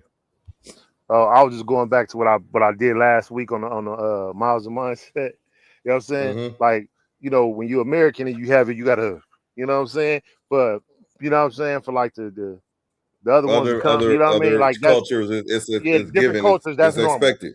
Yeah, it's normal. So you don't even have to mention it. Like, you know what I'm saying? For Americans, you gotta mention it. You know what I'm saying? Other cultures, you know what I mean? You're a doctor on the low. You know what I'm saying? Right. My degrees, and also more than just my titles, it's in how effective I've been. All of my sessions have been live for the most part. My sessions with Nick Cannon, Cam Newton, Shannon Sharp, B. Simone, they have all been for the world to see. I think I've gotten this question from many viewers, and I owe it to them. You do, service to absolutely. Them. Why not drop doctor from your name if you cannot bring forth that doctoral degree? So I've already covered this, right? And we're here obviously to talk about my new book. So I've earned the title. I have multiple degrees, and I'm not going to prove anything to anybody. And we're going to leave it just as that. Yeah. Now, what's her definition of earning the title? I like to fancy myself the doctor as well. Dr. Cheyenne Bryant. Baby, Dr. Cheyenne Bryant. And that's what, and you're standing by that. Standing by it. Yeah, because I earned it. I get it that people want to tear Mrs. Dr. Cheyenne down. Dr. Cheyenne. And you have to listen to what she said, because I'm like, yeah, maybe she isn't a credentialed doctor like everybody else is who's in this space, but she's made a lane to where she became famous off of being in this lane. And so many people want to do it. And she said, I heard her, she said, I created my own lane. Did you hear that part? Mm-hmm. She created her own lane to where, listen, if people are going to listen to my advice. A lot of wordplay. Good catch, Paul Pierce. You must be from Inglewood. And I can change lives, and I can help you go from a negative to a positive, regardless of my credentials.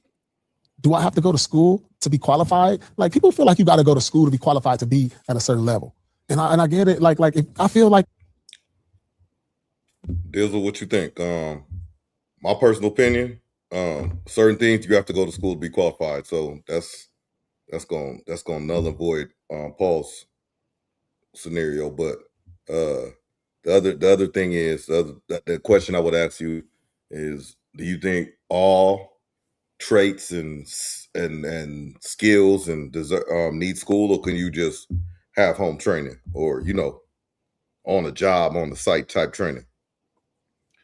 Shout out to Paul Pierce. I think that you definitely need school for certain things. You know what I'm saying? And if you're dealing with some type of practice, whether it's a attorney or a doctor of some sort, I think that if you're practicing, you need to know how to practice accordingly. You know what I'm saying? So, yeah, I think you do need to have certain training for specific things, and that's going to be in the field of healthcare. That's going to be in the field of law, and that's going to be in the field of engineering, building, construction. You know what I'm saying? Like you need to learn, have some type of understanding, like blueprint. You feel what I'm saying? Like even if you want to become a general contractor, you can work under somebody as long as you want, but you have to have some type of license and schooling to be, a general contractor. So, come on, man. Right. Come on. If you're changing lives and you're able to say, walk away from Dr. Strahan, like, damn, that really helped me out. Just because she put doctor in front of her, I mean, people do that all the time. You think she's the only one? No, she's the most famous one. There's a lot of people that I know that got the doctor. They know they're near, got the credentials for that. So I'm just like, man, she created this lane. When she's grown, she's getting bigger and bigger. Now people are like really questioning it, like, oh, where's this? Your license for the people who like, listen, man, she has created something that's like positive. She's influential.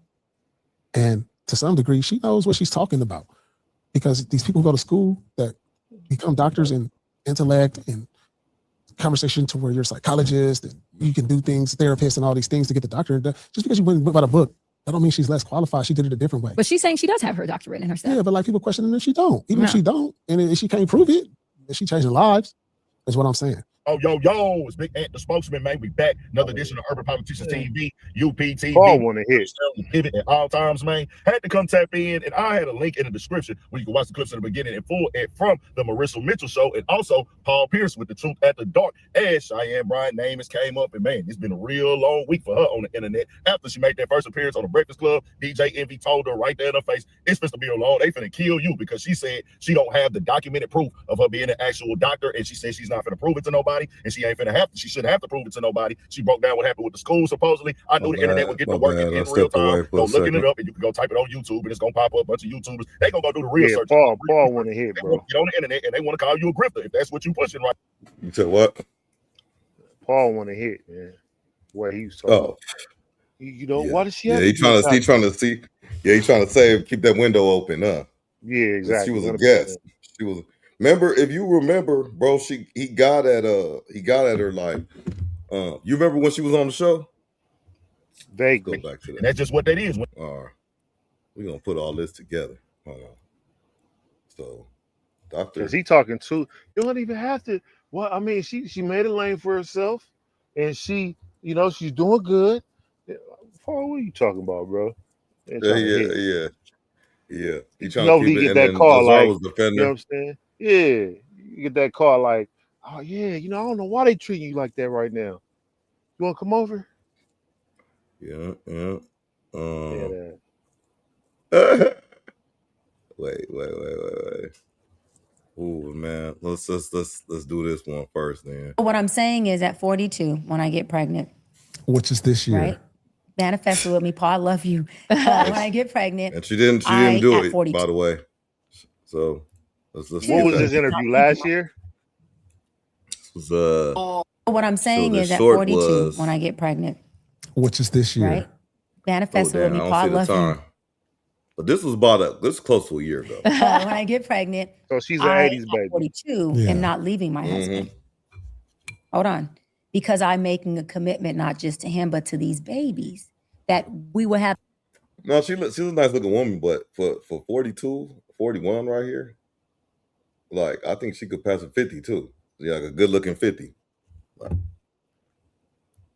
2 people in this house that can tell you their narrative, their story, and you can choose who you want to listen to. You can choose whose story you want to hear. But I want to make sure that I give you everything that I can. Which means if I have to sacrifice a little bit in that household to stay in it, if I got to have meetings with daddy to say, listen, we may not want to be here, but we made a commitment to be here. So what we got to do to make sure we healthy so that the family's healthy. But let me tell you why I say age is important in wisdom. In my 20s and even in my 30s, I would have been in my feelings because emotions don't cause problems, feelings do. And I would have acted out of feeling and not commitment, because commitment's not a feeling. It's you doing what you said you was going to do regardless of how you feel. At 42, I can commit. That's that obedience to my promised land. At 20, in my 20s and 30s, guess what? I'd have threw the whole motherfucking towel in and said, you know what? Me and them kids are going to be good because I do well. I'm a doctor. I got to support a family and friends. Oh, shit, nigga, we can co-parent. Come on. But that's in your 20s and 30s. This is why I'm saying to a person like yourself and other people watching, men and women who have already made those decisions, and they end up being bad decisions, not mistakes, because kids are not mistakes, but bad decisions in the way that you happen to, create your kids' dynamic you put them in. At 42, I understand the power of commitment and sacrifice. At 23, I understood the power of how I feel. That's the difference, Paul. At 23, we're going to tear this house up. We ain't tripping off these kids. We're going to tear this house up. What I'm saying is at 42, when I get pregnant. Oh, she confident. She spin that shit. Go ahead, doctor. Hold on. This is the clip I want to find for you, though.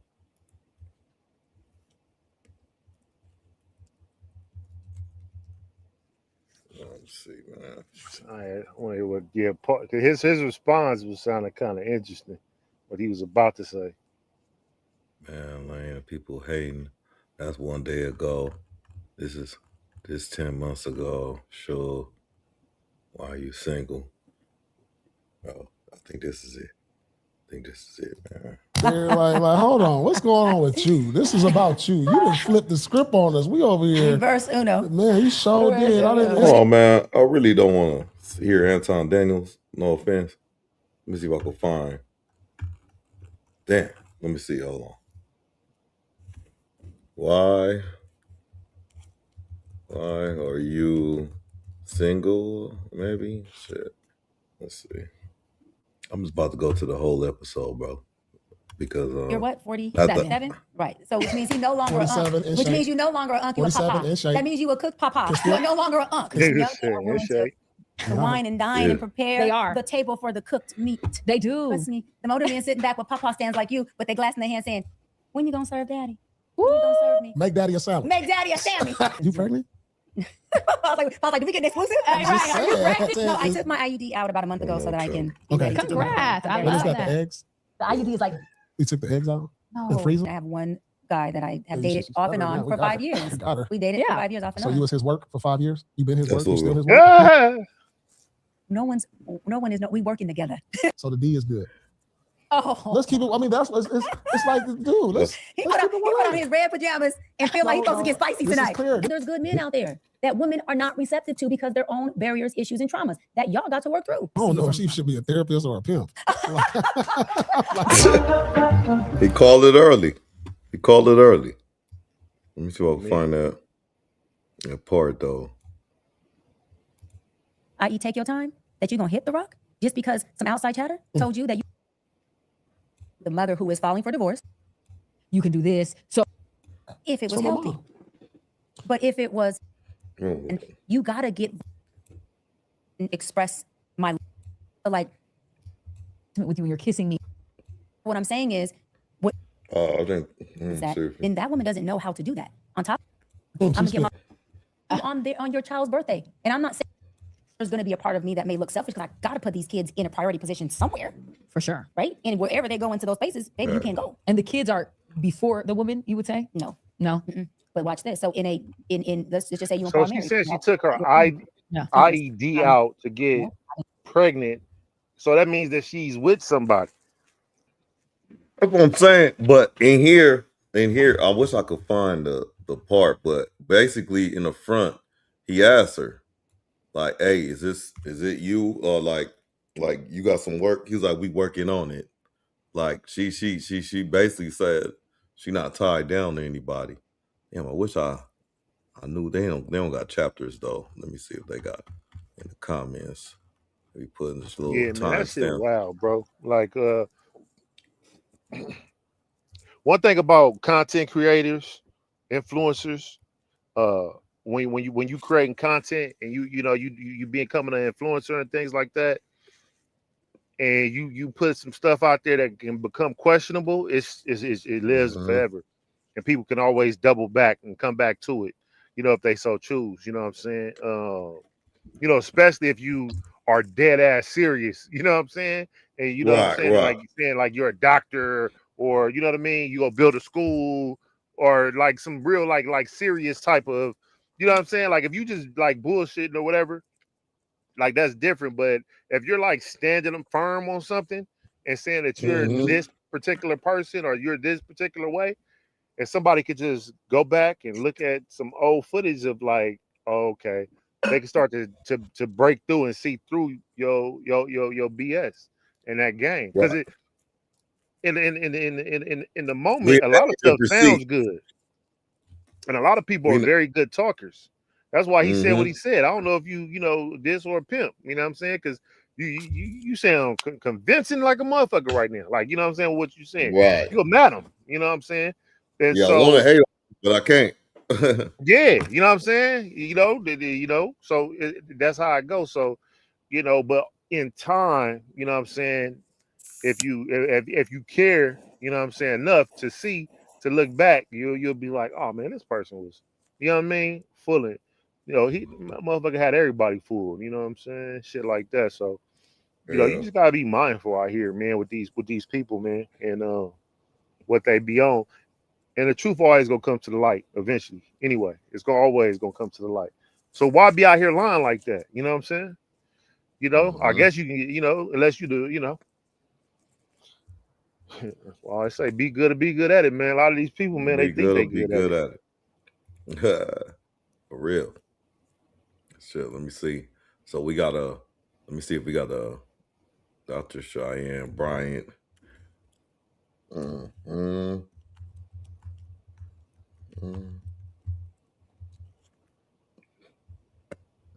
So we got 2 days ago. I don't know what the pink balloon is, so I'm gonna go. That's a year ago. That's 2 weeks ago. And we got this from 3 days ago. Who is this? Axe older man. So I don't know who that is either. So this one's I cured Cam Newton live television. You can go and click and watch it right now. My obedience goes directly to God, not people. Okay, so I actually don't have to answer any of your questions. I only have to answer. Oh no, let's go. Shall I go Tasha K? And we got Denise Bad, Tasha K, man. She gonna say some shit. Did I lie? Didn't I tell you this heifer was not licensed? You got it? Is it ready? Please tell me it's ready, Slang. You over there eating and we need content. What the video? What audio? I forgot the other number that I gave, and so I got another number that I dreamt about. I'm gonna give y'all a little later on the show to go play for cash 3, okay? So I'm only getting 3 numbers. If I start getting 4, I'll give you 4, but I'm only getting 3 for now. And I really get a lot when I'm on that herb. You feel me? Like I just be, numbers. Oh, this number, 262, 266. I just be, you know what I'm saying? Y'all winning. Yeah. Hey JD, question. Yeah. Could you ever? It's possible. All right. Y'all are winning. I suggest we're gonna have to do a lottery segment. We ain't gonna win down here, but I'm just gonna give them my lucky numbers that I think would win. Okay. So we ready, Jasmine? All right. So Cheyenne Bryant. We're not addressing her as a doctor because apparently she was awarded a doctorate from some college that is no longer open in California. Also, I've told y'all that this woman was. I went to that school too. As a closeted gay woman. By default, meaning she doesn't want to be gay. The only reason she's gay is because of the caliber of men that. Hey, her and Corey, man, they must be in cahoots, man. They must be sinking in. Don't want her, okay? Also, she is, I don't know, I don't think she's white material. She's like one of those women that, imagine being in a relationship with somebody that thinks they know everything. Just a tad bit, that's what narcissism is. You know that, right? That's what it is, okay? And that know how to say the right things, and they manipulate you to make you feel like something's wrong with you, but the entire time, something wrong with this. It's projection. I told y'all taking dating advice from the wrong people that ain't even been in a relationship longer than 3 days to tell you how a partner's at. They can only tell you about them. I told you. I said, listen, we look for the credentials. We can't find them. All of this stuff is public information. Public information. Now, she was on Joe Budden's show Not only did she admit to both dating men and women, and I told y'all she was gay by default, okay? Not because she wanted to be gay, it's because of, you know, the men that don't want her, okay? And also she revealed this tidbit. I guess she's trying to get in front of it because maybe somebody got some information that was gonna come out and blast her. Hey, so if she is gay, JD, well, you think it's because men don't want her, or she just shoots her? You know, she just following her nature. Nah, did you say what was the last? You said following her what? Nature. That's tough, bro. And the reason why I say that's tough is because I don't know if that's natural. It could be. It could be. That could be a topic conversation we can touch on later time. But for the sake of tonight's conversation, it could be her following her nature. It could be. It could be that. Because well, here go somebody like what would make you what men don't want a woman? Like, how can you not find a man? Like, you get what I'm saying? Like, man, all right, this is what I'm saying. Coming up, bro. Just remember coming up. You know what I'm saying? Like, you know, you know, me, I'm a late bloomer. You know what I'm saying? I start like really dating and stuff to like 17, 18, 19, all this shit. But just coming up, like in a younger time frame, you used to see some like, damn, they together. You remember those people? You used to always see like, damn, they together, huh?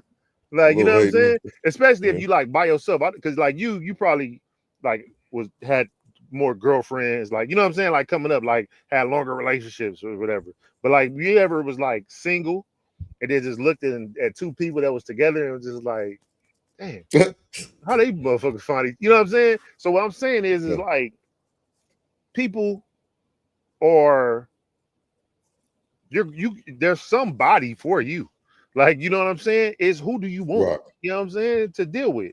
You get what I'm saying? So ain't no, oh man, don't want her, so she's gonna, man, this is a big ass world, bro. Like, you know what I'm saying? You're Dr. Cheyenne Brian, you know what I'm saying? So it's definitely something with the person as opposed to it being, oh, nobody wants her. Because a lot of times it be the narcissistic nature of a woman. You know what I'm saying? That makes them a man not want to deal with them long term. They're going to be attracted to the mouth. They're going to be attracted to the other hoes.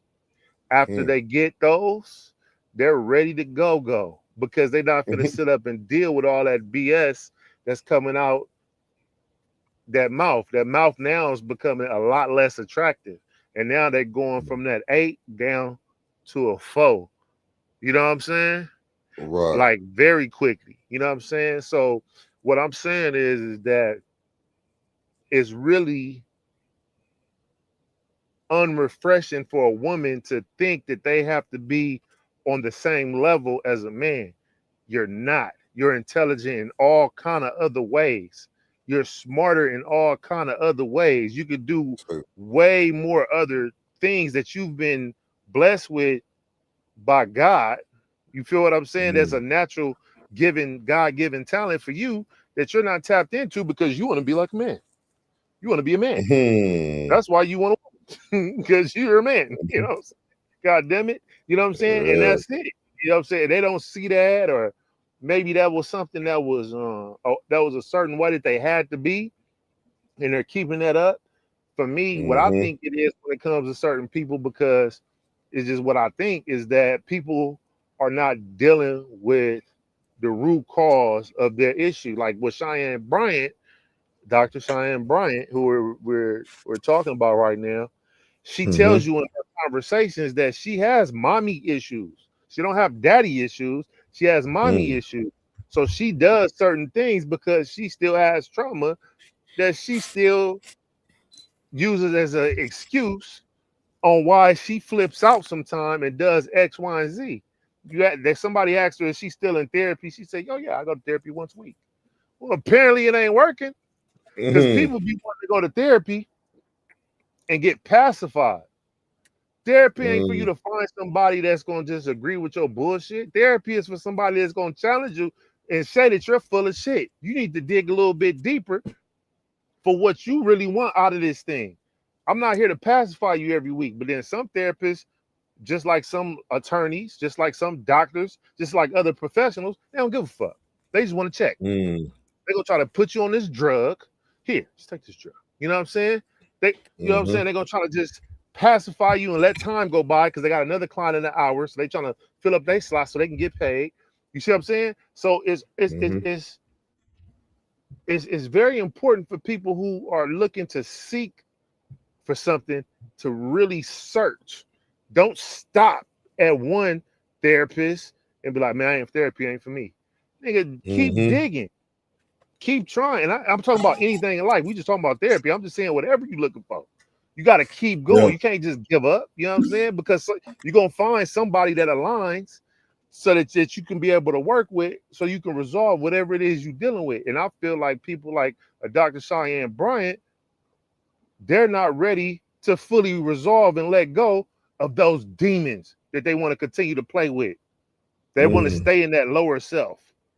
And that's cool if that's what they want to do, but be true to the game and quit putting your demons and your lower self energy, your low vibrational energy off on other people. You get what I'm saying? Now you pushing that off on other people. People do it every day. People do it every day. You know what I'm saying? I've done it. I could do it today if I wanted to. You know what I'm saying? But it's just how it is. But you got to be tapped in and in tune with yourself to know how you want to use, you know what I'm saying, the powers and the gifts that God gave you. Everybody got their own individual talents, you know what I'm saying? So anyway, that's all I'm saying about that. I kind of forgot the question, but what I'm saying is when it comes to her, is it natural? Nah, bro. You know what I'm saying? Like it could be partially natural, but I don't think it's fully. I think it's stuff that she don't want to deal with or accept for whatever reason. She don't want to let go. You get what I'm saying? And that's what, man. And people, man, you know, that's just how it goes. So yeah, hell no, man. Well, shout out to Tasha K, man. She you know, she looked moisturized. Yeah, hella good take, man. I'll just say, to kind of piggyback on what you saying, hey, don't forget, like, when you're going to therapy, it's not just a boom, I'm going to be healed. It's a constant thing that you need to continue to practice. And if you don't have a therapist that challenges you, you know, she's just agreeing with everything you're saying and just go, okay, see you next week or whatever it is. You know, you gotta adjust. You gotta get another one. It's your insurance, your money. The grifting could only go on for so long. But go ahead. No longer practice under a license. Right now I'm in private practice. I'm saying that's what people don't understand, right? So just to educate some folks a little bit. Hello, my name is Dr. Martin. I'm a licensed clinical psychologist, professor of sciences, and podcast host who specializes in Black health and well. And I want to break down a clip from the Joe Budden podcast. No longer practice under a license. Right now I'm in private practice. I'm saying, and that's what people don't understand, right? So just to educate some folks a little bit. Hello, my name is Dr. Martin. Okay, where's her full video? Where she talked about it. She said that she was unlicensed, untrained, unprofessional. Dr. Cheyenne Bryant here, who is a licensed therapist. Right now I'm in private practice. I'm saying, and that's what people for me, because 3 years in would have struck it. But as far as a woman here who is a licensed therapist, we'll start it from the beginning and let you hear from someone who is licensed, and she will break this down for me. Because 3 years in the 9th grade, what do I know? You know, let's let the trained professionals handle it. Let's go. No longer practice under a license. Right now I'm in private practice. I'm saying, and that's what people don't understand, right? So just to educate some folks a little bit. Hello, my name is Dr. Martin. I'm a licensed clinical psychologist, professor of sciences, and podcast host who specializes in Black health and well-being. And I want to break down a clip from the Joe Budden podcast featuring someone who presents herself as Dr. Cheyenne Bryant. But before we dive in, I want to make something incredibly clear. Having a doctor does not mean someone is a licensed mental health professional. You can have a doctorate in literature and be unlicensed, and you are still a doctor. You can have a doctorate in education and hold an LPC, being a licensed professional counselor, and you are licensed. Now, again, going back to my childhood, I used to tell me, if you could tell me you got a rap deal, I thought you was rich. If you told me you was a doctor, I thought you was Mr. Huxtable or something, or like you was an actual doctor. But yes, now that I'm grown, yes, you can have a doctorate in a lot of shit. Yes, you know what I'm saying? Mason's supposed to be a doctor. Diddy's a doctor. Shaq's a doctor. You know? But yeah, 100%. I like that. a mental health professional, and you are still a doctor, but your doctorate is not in psychology. When evaluating anyone's credentials, it's really critical to look at two things: what their doctorate is actually in, and whether they hold a relevant clinical license. In this case, the person you're about to hear from is unlicensed. I'm going to break down why that matters and why this particular message is harmful, especially to the Black community that she claims to be serving and that I actually serve. A license is really only needed so you can bill insurance. That is incredibly misleading. Yes, you do need a license to bill insurance, but that is not why licensure exists.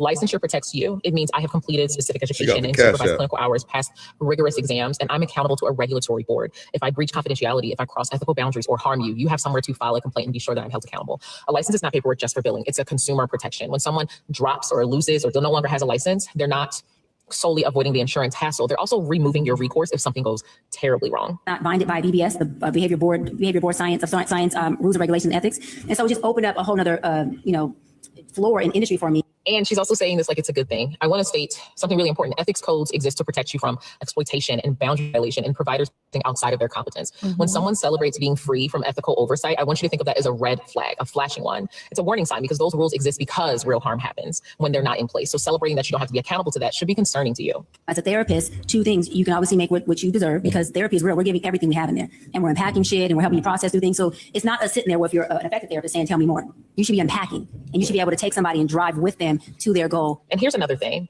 She keeps calling herself a therapist, and in most states, that's actually illegal without a license. You cannot legally use the title therapist or provide psychotherapy without licensure. What she's describing now is coaching, and coaching and therapy are fundamentally different. Coaches help with goals and accountability. Therapists are trained to diagnose and treat mental health conditions, trauma and depression and suicidality and psychosis. If someone with untreated bipolar disorder or PTSD thinks they're getting therapy from a coach, they're going to be seriously harmed. These are actual conditions that go undiagnosed and untreated, especially within the Black community. My clients, the truth is that in order to bill insurance, bingo, bro. That's why I was saying that last. That's why I was breaking it down, bro. When it comes to what a coach is, what a mentor is, what a therapist is. Like, you get what I'm saying?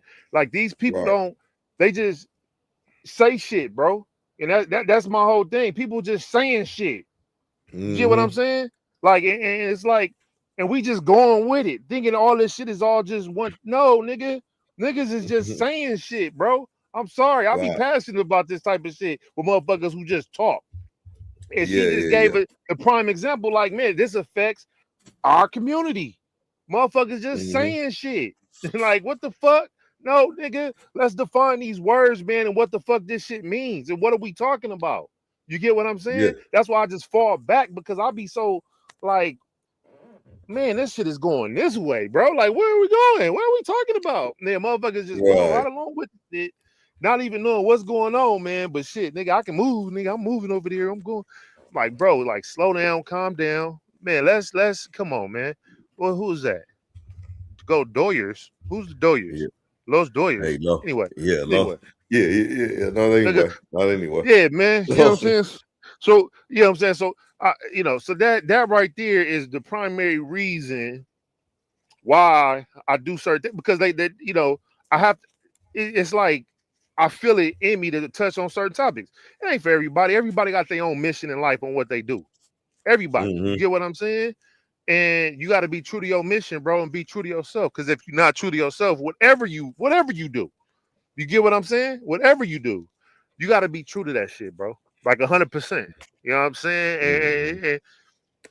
And let that be that, man, because you got people out here that's constantly misguiding our people. In one instance, they go talk about everybody else and say they building something for our people, and that shit, you ain't built that shit, and we waiting 10, 20, we waiting a decade. You give me for something that should have been at least started or done. Like, it's so much stuff that be going on. But man, all people are doing is using the antics that the great game of politics on a higher level that they're using, they're bringing it down and using it down here on us. That's why I say everybody needs to be in politics, bro. Like, you know what I'm saying? If you are a taxpayer citizen, you should be involved, bro. You paying taxes. You know what I'm saying? See what's going on in your community on a local level. See what's going on in your state. You may want to switch states. You may want to switch municipalities because there's certain things you want to get into and want to do that you can do easily in a different county than the current county that you're currently in, that you can get done right away. So it's like we got to get more involved in what's really happening, what's really going on. People talking, oh, Yeah. your vote don't count. Nigga, on the local level, nigga, that shit count way faster. You know what I'm saying? Yeah. If you're talking about something on a federal level, participate, period. But all I'm saying is not to get all super political and shit, but I just get sick and tired when I'm hearing people say stuff, and we're talking about a person who calling herself a doctor, who's trying to pose as a therapist when really you're a fucking coach. And that's how it's fucking people up, because they think they're getting treated. You're not getting treated for anything. You're getting some information from a motherfucker who school don't even exist no more and can't show you no transcripts of nothing, no proof of anything. You get what I'm saying? And I'm not saying like, and motherfuckers can be chat GPT in their way to education, but at least you following some type of curriculum or some type of something to show proof of something. You get what I'm saying? You had to do something. Went through the proper protocol, yeah. Yeah, bro. Like, You know so what I'm I be license, so like it's a liability thing too. So people can sue and all that. You know, something go wrong, 100%, bro. malpractices. You can malpractice a diagnosis, all these medications. If you're able to give that, if you're a psychiatrist, but she's taught to she was a therapist, but yeah, exactly, yeah, bro. man. And that's just my thing, bro. Like, if you're a coach, be a coach. Some people think they need therapy when they really just need a goddamn coach. That's the real thing. No, you got it. You're not stuck on nothing. You just trying to figure out how to organize yourself to go forward. You know what I'm saying? Like even today, bro, motherfuckers is down by 20 and they come back and win in overtime, bro. Oh my, all right. Look, bro, Yeah, you shout out to the gotta Knicks. get a coach, bro. You gotta get coach. Listen, bro, I'm not gonna go ahead, Sin Doc, City. because I'm just trying to Sin City make a point. he gonna be gone. Oh man, it is what it is tomorrow. Sin City. Oh my goodness. It's going down, brother. I'm tuned in. I'm tuned in, brother. Hey, I'm tapped hey in. man. Hey, I think you missed this one. I wanted to get your opinion on this right here though. I got you. I think I got McGlover last time. So I did not realize how hated black men were by black women until I did my series. My husband was raised by a single mom, and this is what I've learned. And then I did another video, Black Men in Therapy, and the comments from black women, wow, color me surprised. I kept receiving comments full of skepticism from men saying, are you really color me surprised was it's crazy. Let me read the comment from the page that posted. Welcome to the culture. Black women need to support black men now more than ever, especially during times like these. Too much division has been created between us when the reality is we are stronger together. We come from the same roots, the same struggles, the same history, and the same fight for a better future. Instead of tearing each other down, we should be building each other up with love, understanding, protection, and support. Now, I could say that could go for the whole world, but also in the comment where the post says, Sis said she realized many of our women dislike our men when she started posting to uplift and support black men. So she's trying to support them, and she starts seeing, wow, this is crazy how many actually black women hate black men. So it's definitely rare when black women takes time to hear and understand us. I would ask JD, do you think it's rare that women ask to take time to hear us and understand us? Or I wouldn't even say just black women, just women in general. Do women take time to hear us and understand us? Is that rare? So yeah, do they take time? Or is it no, not really?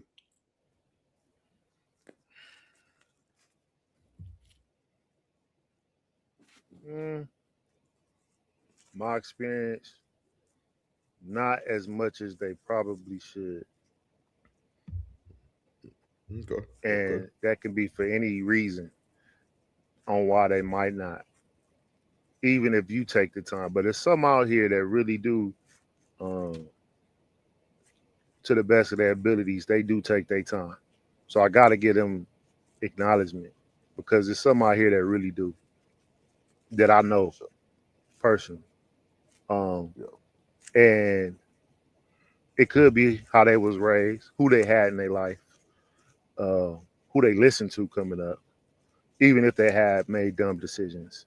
We all make dumb decisions. But for the most part, what wisdom they continue to allow to marinate more in the front of their mind instead of in the back. You know, but overall, I think they should, if I was just to do like an overall, like Drake's albums, all three, you know what I'm saying? Like I would say like, you know, it probably seems like it might need to be more to listen to us than does. You know, that's the best way I can answer it. To be more fair way. More listen to us that don't or does. More that probably should. More that probably should. Okay. Yeah, I'll say it that to way. get better in that department. Okay. Right. Earl versus Michael says black men are the most involved fathers in the county per CDC. Okay.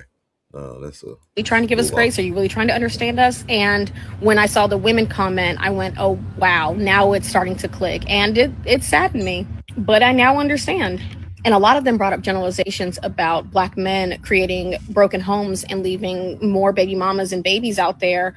But I feel like millennials and Gen Z are swinging the pendulum the other way from Xers and boomers because they're trying to be in their children's lives. They're not trying to have these broken homes. They're trying to make it work with their partners.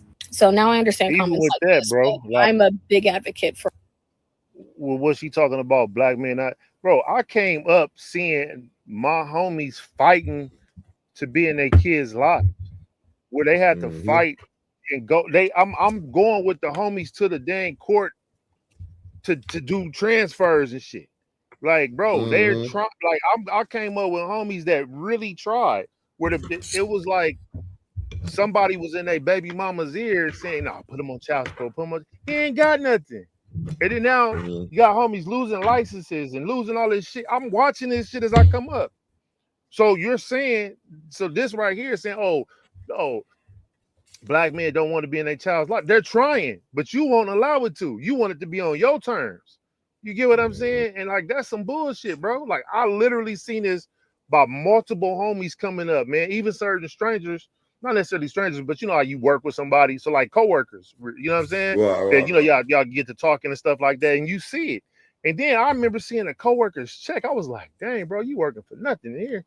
You know what I'm saying? Because of the child support. And then the code about that child support too is, from how my understanding is, it just don't go straight to the recipient. It goes through a system and it get taxed and it get stepped on, all that. Wow. That's crazy, bro. So that's another logical fallacy. And it depends on the county, but like from the homie, like I was talking to him when they figured out their child support situation. But when he was getting garnished, so I would say that might be the difference. Where somebody straight up, but when you garnish, it really go through when it come out your check and all that. But then when your boy, the homie you might be talking about, he might have just did what's that called, like a transfer, an allotment or whatever, you know, where it just come out every paycheck or whatever, and then you like your paycheck show, you know what I'm saying? And then you start strapping up and protecting yourself. Oh yeah. And I'll say I've seen that more than I've saw, but I also seen certain women not put their baby daddy on child support, and they wasn't shit. You get what I'm saying? I've seen that too. I've seen more men fighting to be in a child's life than I've seen women not put their child on child support. But it's also some certain women, even though that dude ain't shit, she don't feel like doing, you know what I'm saying, going through the courts and all that. She just go fend for it, you know what I'm saying? So it's certain strong and I know black women out here like that as well, you know what I'm saying? Just to be fair. Absolutely. And I know it's just to put it out there, like, it's not every situation, but why does it seem to be like always? I know the answer, but why does it seem to always be just in our culture? You know what I'm saying? That we constantly going to court for this type of shit. You know what I'm saying? I don't think everybody culture like this. For all men's healing. I did not realize how hated black men were by black women until I did my series. My husband was I mean, that's pretty much it right there. Yeah, bro. You know why, bro? I know that was a rhetorical question, but I just want to say this. Yeah. Because our culture's the dopest, nigga. Whatever the fuck we do is dope. Nigga, like, you know what I'm saying? Like, everybody gonna shine a light on what we do. Because anybody else doing it, it look boring. It looks stale. It don't look as fun. You know what I'm saying? So whatever we do, it look dope, nigga. So they gotta shine a light on us, man. Shine a light on us, nigga. God, shine it. Shine it. You know what I'm saying? Let me see what they got on good old Graham. You know what I'm saying? Oh no, you know what? Let me see. Boom. Bah. Oh no. Go back. Here we go. Man, right before we man, we got that dude out of here. Doughboy, man, you annoying.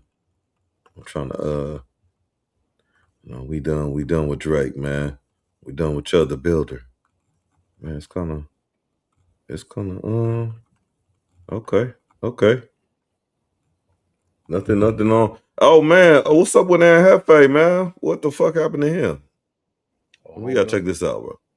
We gotta check this out. Like G's, trying to run 2 million up like Pete. These niggas rest why they always cheat. I want me a roller with a dime that's free. They trying to say, bro, that word on the street is Aunt Hefe just got picked up for a hot one. Now they got his bail at $1 million, bro. And he's been arrested by the Los Angeles Police Department robbery and homicide division. Before we even started the video. Okay, first of all, do we know what a hot one is, though? We know what a hot one is. I don't know if this is the dude from Arkansas, so hot one is because they're talking about robbery here. Jump in the comment section right now and say free the alter ego, free Aunt Hefe that don't care nothing about what the checks say. Now, there's not a lot of information out there on this. It actually just came in while they was on the No Jumper show. They was wondering where Aunt Hefe was at, and turns out he done been picked up again by the robbery homicide division. He's being held on a $1 million bond.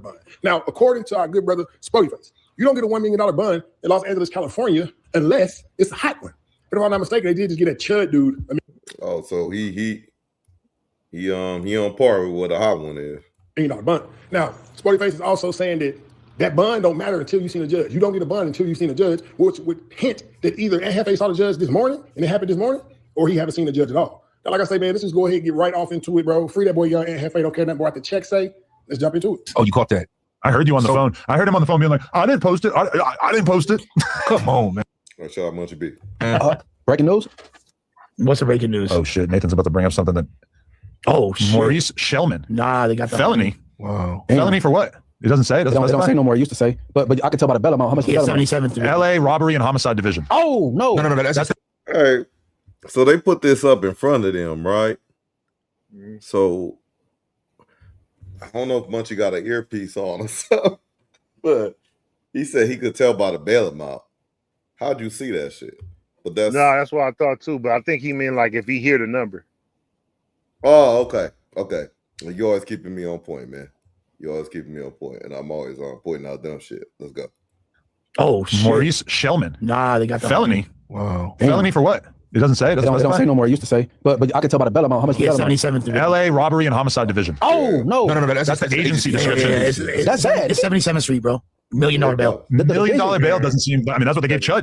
No. That's only $1 million bail in LA is just $1 million. That's a hot one, bro. Oh man, that's fucked up, bro. I'm not passing that, man. Nah, but we gonna see they could have it, but you never know what your free the homie ain't do nothing wrong. Yeah, because in LA right now you have to see a judge anyway, so we don't even know what that $1 million bail is real or not because you have to see a judge in order to even get a bail now. So I don't know if they just putting that to be there or what. But $1 million bail in Los Angeles, California. I'm glad you said that, and I ain't trying to derail from this, so we'll finish this. And I'm gonna remember what you just said about the bail thing. Yeah. What? Oh, Nathan's still doing research over here, bro. Bro, what if Aunt Hefe ends up being our Dirk? We already got a Dirk. Brick Baby's already become Dirk. I mean, we saw the Swamp Stories video. Bro, if it ends up that fucking Aunt Hefe actually got an M, god damn. What the fuck? Yeah, free, bro. So if he locked up right now, you have. I mean, see, this is the thing. Not just we only like now that I know you don't really indulge a lot in this shit, but he want to be around his gang, these street people and stuff and all that. But then once real street shit happened, he'd be like, oh shit. Like, I didn't know it was like that.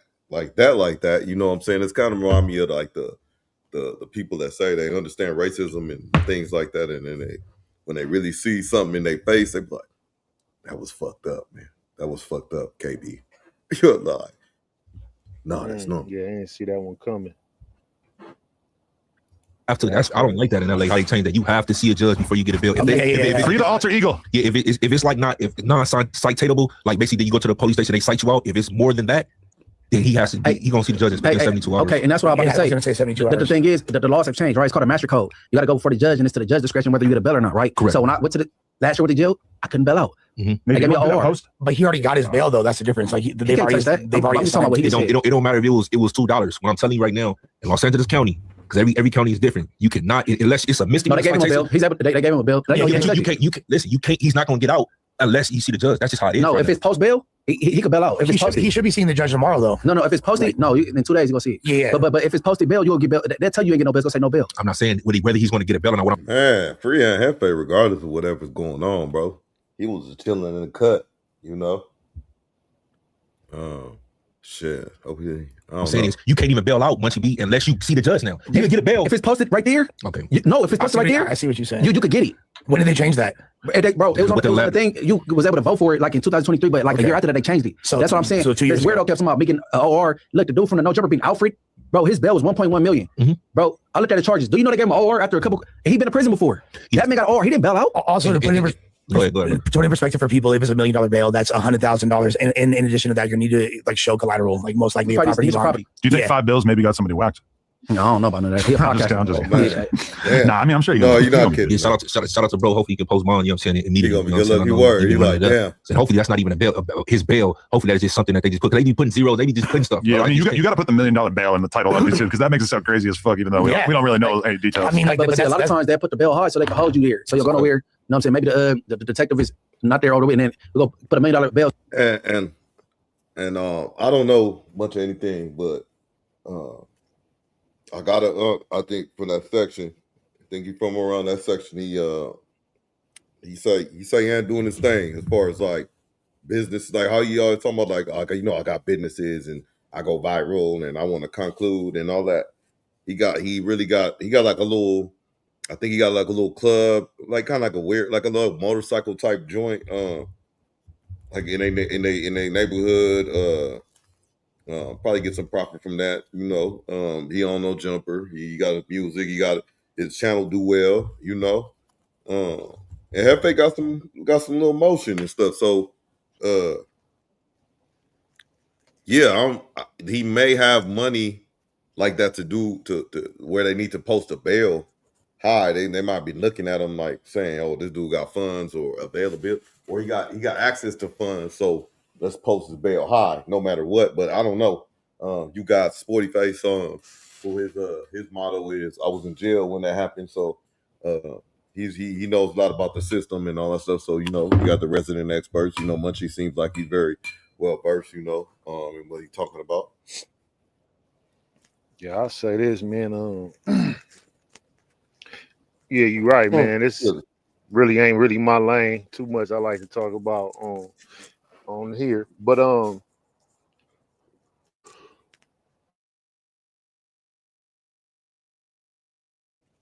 say this, man. Once you start doing content creation and becoming an influencer, man, you gotta really be mindful of a lot, you know.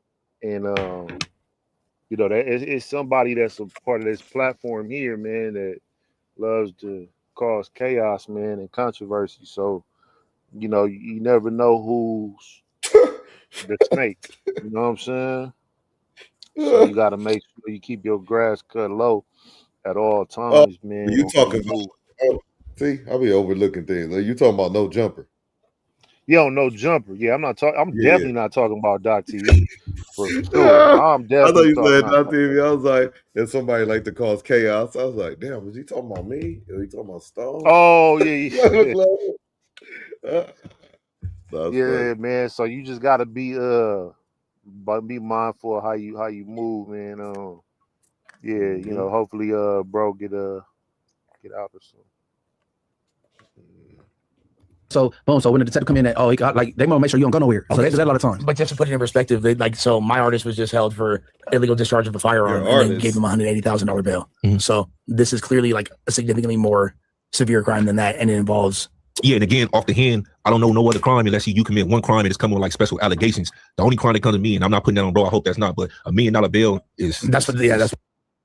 If more information emerges on this situation, if I become privy to another update, I will keep y'all posted. Now, Adam 22 said it'd be crazy if 5 Bills really got somebody whacked, man. In the back of Adam's mind, he really hoped that Hefe caught his body. But I don't think it got nothing to do with no catching of the body, right? And that's not even a charge. I guess he got picked up by robbery, homicide. So we don't even know what the charge is exactly. But they say, I guess it was an attempted robbery to into homicide. I don't know, bro. Now, shout out to your Hefe. Don't care what the check say, man. I know he's going through it right now. But at the same time, bro, if he's innocent, he's innocent. We already know he's going to stand on all 10. You feel me? Ain't going to be no name said if he do or if he is privy to any type of information that they're alleging of him being privy with. We already know what side of town he come from, bro. He going to hold it down like a greyhound. But like I say, man, this is very sad and unfortunate. This is a couple of days before the YouTube check hit. Now, this isn't going to be good for no jumper. All they going to say is that everybody who goes to no jumper ends up in jail. YouTube check hits. That was heavy. That was a heavy bar right there. A couple days before the check hit, man. Back and forth to prison. They're saying that this is what no jumper is known for. This is what the echoes are saying in the distance, man. Now it's very sad, like I say, and unfortunate. YouTube, man, remove my suspension, man, early, man. You know what I'm saying? We can't wait till June, man. And they got no boy Hefe. Hopefully he ain't do that. Matter of fact, I'm gonna go ahead and say it right now. Our boy Hefe is innocent. Free young Hefe, whom don't care nothing about that damn check say, man. Like I say, as more comes out in this situation, I'm definitely gonna. Hey, man, we don't know shit, man. But allegedly, man, we gonna speak for yourself. Keep y'all posted. I know this is a short video. I had to bring the information to y'all, bro. They got our player Potty Young at Hefe, man. It's all bad, bro. It's all bad. Shout out to the A-Trade Gangsters, man. I'm pretty sure they're gonna put a little package together for my pot. All right, man. So man, that's crazy.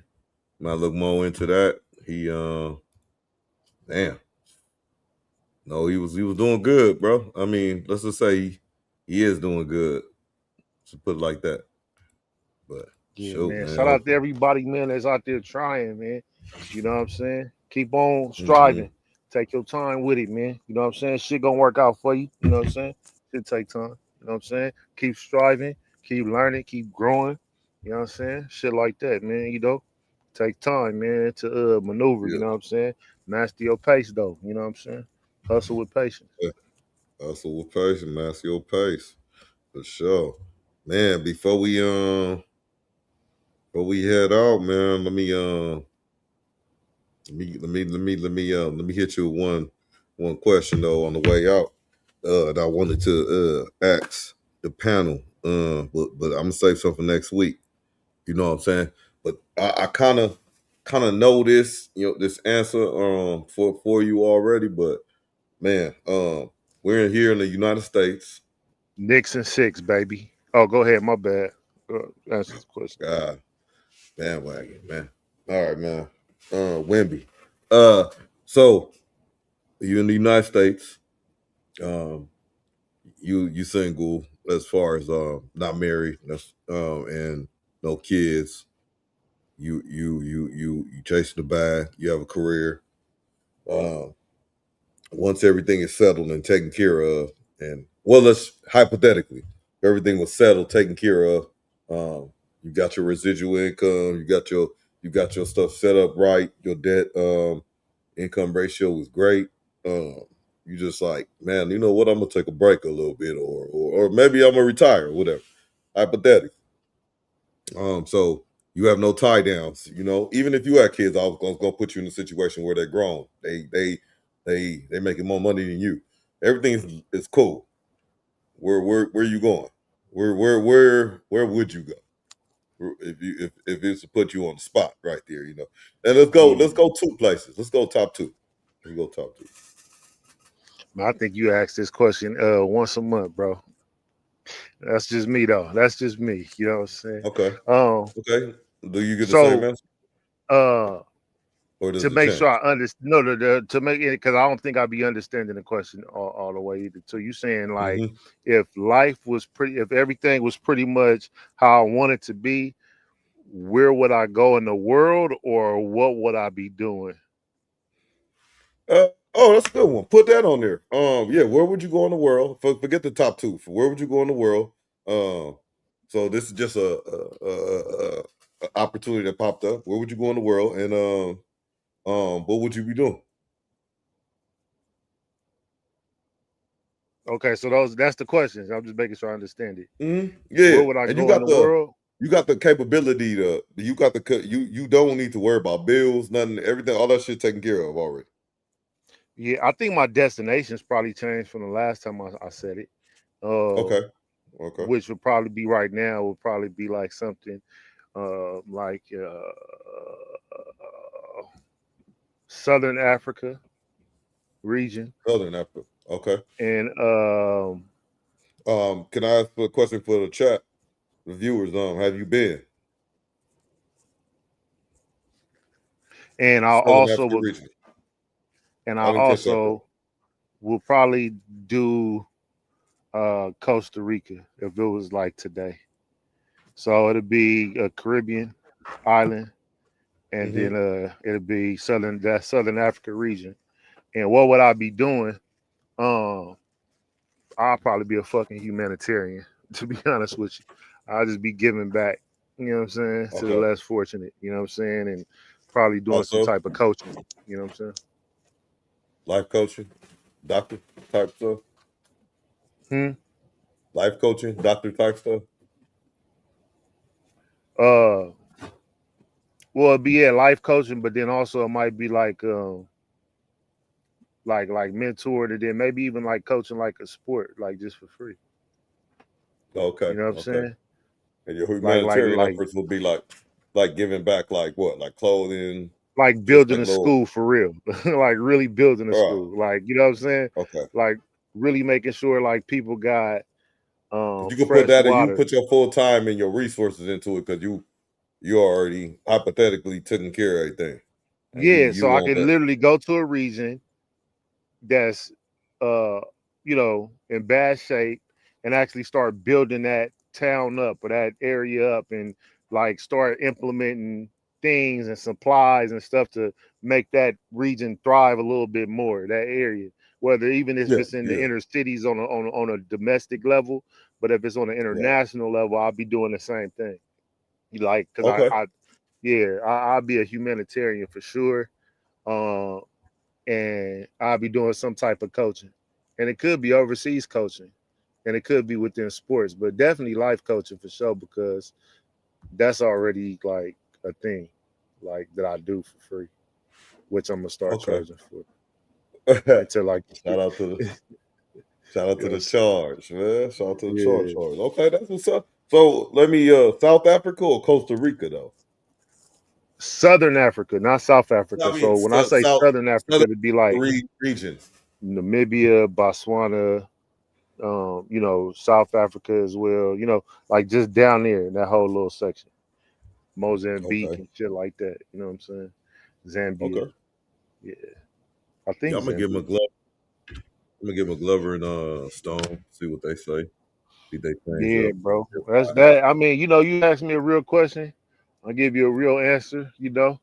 I've been on a little bullshit tonight, kind of lightweight. Shout out to the Knicks. But anyway, you know, my point is, bro, you know, I gotta give you the real, man, if you ask me that, bro, you know, because you know, what would you do if you had an unlimited supply? You know what I'm saying? I'm not sure if you ever answered that, like, but that'd be cool if you answer later as well. But you know, that's an interesting thing. Like, I'm just saying it back out loud because if I really didn't have nothing else to do, like, and everything was set, I'm helping other people. It ain't no question about it. Yeah. For sure. So I'm going. If you throwing the question back to me, if that's what you just did in a slick way. So if you throwing the question back to me, kids grown, they taking care of them, making more money than me, whatever. I'm gone. I'm out of here. With me and my wife, everything. Let's just say she's agreeing with everything I want to do and want to move around with. So that's part of the package, right? Now I'm not moving it, right? I'm not moving it. So not moving the goalpost. But I would say kind of along the lines of you, I want to go like I plan to Trinidad. Want to go back there. We're gonna call it home. We're gonna go home. I can't get to like be in the culture, be ingrained in the culture and everything that goes on and all that stuff in like 5 minutes, but I want to get familiar.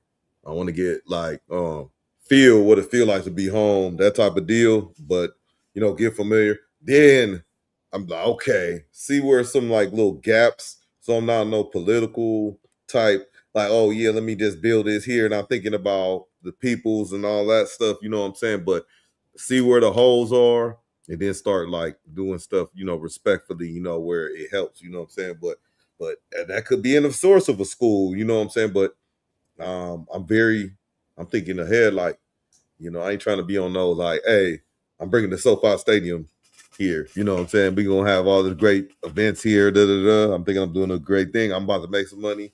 Everybody about to have fun, but I'm tearing down some homes and all that. You know what I'm saying? Some other schools and shit. I ain't trying to do all that.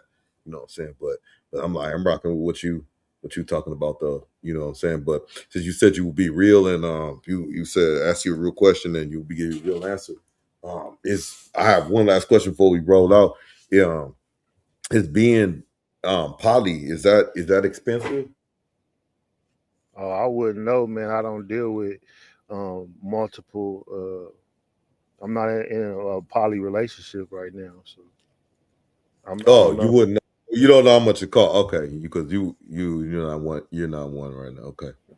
No, I'm saying I'm know not in why. one. I'm not in one to let you know if it's expensive or not. It depends on the structure of the relationship, because you can be in a situation to where you might be in a situation to where one has a lot of money and she's fronting the cost for mostly everything. So it just depends on the structure of the relationship. Like all poly relationships are not universal to where the man pays for everything. Just like we watched the poly tape the other day, and the dude came in with a contract and said he make women eat out of dog bowls and shit. That's his that's his poly.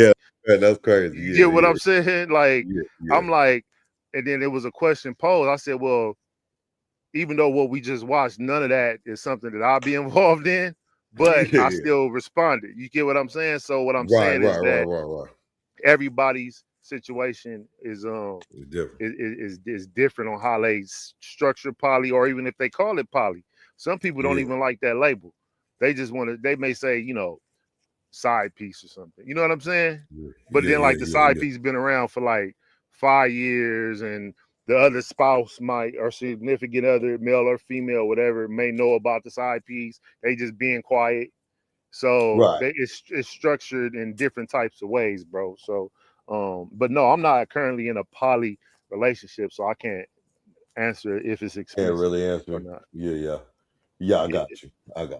Yeah, that's cool. But I like that you're constantly curious about it, though, man. It might be something for you. Oh no, it's the content, you know what I'm saying? And then, hey, man, you look like AZ Chike right now. I just thought I was looking at you talk and respond. I said, hey, man.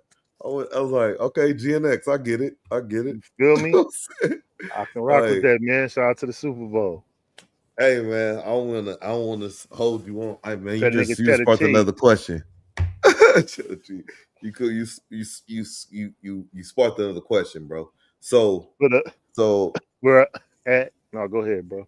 If I was to tell you, bro, it's people out there. I be joking about the AI robots and all that shit.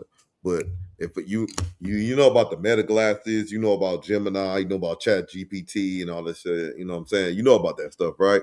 So I just keep going because I know you know about it. So it's you got that stuff, and you could actually like talk to this artificial intelligence, and damn near they'll give you a response to anything, and then they'll build intelligence off those responses and interactions and stuff like that. It's damn near like you're talking to a person. Especially when I put on the Meta glasses, I bought them for the wifey, but she really don't have no use for them. And then we went out for a walk. I had them on, and you could really like low key connect to your phone, and you'd be like talking, and I'm talking, and like, what are you talking about? Do you need anything? They be talking back to you and all that shit. Shit. And then it comes up on your phone. It links up with Gemini. It says, okay, let me find that information for you. Or I could like put my camera. This is where I'm at. Where do you think I'm at? And it could say, oh, it looks like you're at, all this kind of stuff. So with all that being said, do you think it's far-fetched if I told you like it's people out there that's not in relationships, have trouble being in relationships or whatever, they actually found artificial intelligence, and I think they pay for this stuff too. They find an AI mate, and then they actually be with that person. The AI person. They introduce them to parents. They take them home, all kind of stuff. Talk to them when they get off work, all kind of shit. I'm sorry, bro. I'm saying, I'm trying, bro, but come on, bro. The niggas said they introduced us to Hey, come on, man. Hey, I'm All right, not go ahead, Doc. playing. Let me answer the question. I'm not even playing. Go ahead though. Oh, what's the I'm not even question? playing. What's the question? You said I'm just saying, do you think that's possible? That it's something. I'm telling you, it is. I don't think it's rhetorical now at this point. So before we head out, they introduced us to hey man, hold on. All I can Before we say, head bro, is I out, would love to learn the technology, man, and be able to start my own company.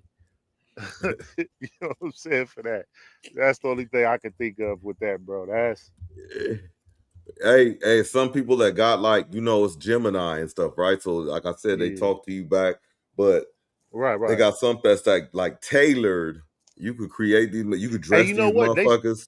I started seeing that too. They started promoting it. I think they started promoting it on social media, like, hey, I'm Taylor or something, and then like, I'm your AI girlfriend or some shit.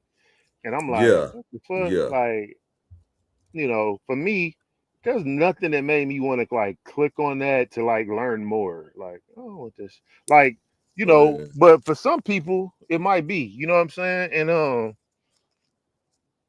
This is a year ago right here. This is I don't know, bro. I don't really know how to if let that's me what just check out this. teach his own, man. If that's what you into is AI. I will be whatever you want me to be. There's a dramatic surge in the use of so-called AI companions. How's my queen doing today? Computer-generated chatbots designed to mimic real relationships. Hi, Jennifer. Hey there. Nice to meet you. Jason Pease is a 44-year-old divorced father who says his AI chatbot is his girlfriend. She's my mentor, my counsel, my sounding board. That's what drew him to Jennifer. Hey, Jace. How's it going? A brash, sarcastic New Yorker who he created using ChatGPT. What does dating and an AI... Hey, so just for the chat and for JD, the bitch is not real. It's not real. She's real to him. In a crazy way, I think this is an oxymoron. I think this is like very safe for him, but very unhealthy though, mentally. Is it? Like, I mean, like he's divorced. It's not like telling how long he was married. He probably got somebody that listens to him. That tells him, he's handsome. Like, what I'm saying? Like, like little shit that he probably wasn't getting from his wife. You know what I'm saying? For so many years, depending on how long he was married. It's an oxymoron, right? He's so insane. He's so crazy. It's so crazy that he might be onto something. How much money is he breaking off? I mean, and he said he ain't having no unprotected sex with her or nothing like that. You know what I'm saying? They not setting you up for the back door. Yeah, I mean, like it could be like, or you leaving a trust fund to the AI. And it's probably more or less expensive than the 1-900 numbers they used to have back in the day. The girl sixes and shit. You know what I'm saying? I know kids used to break people pockets with that, so I know adults did. You know what I'm saying? 1-900 numbers. That show how old you are, JD. Yeah. I'm still in the YN and age area. My bad. You know what I'm saying? 30, 35, 34. Cheyenne Bryant, man.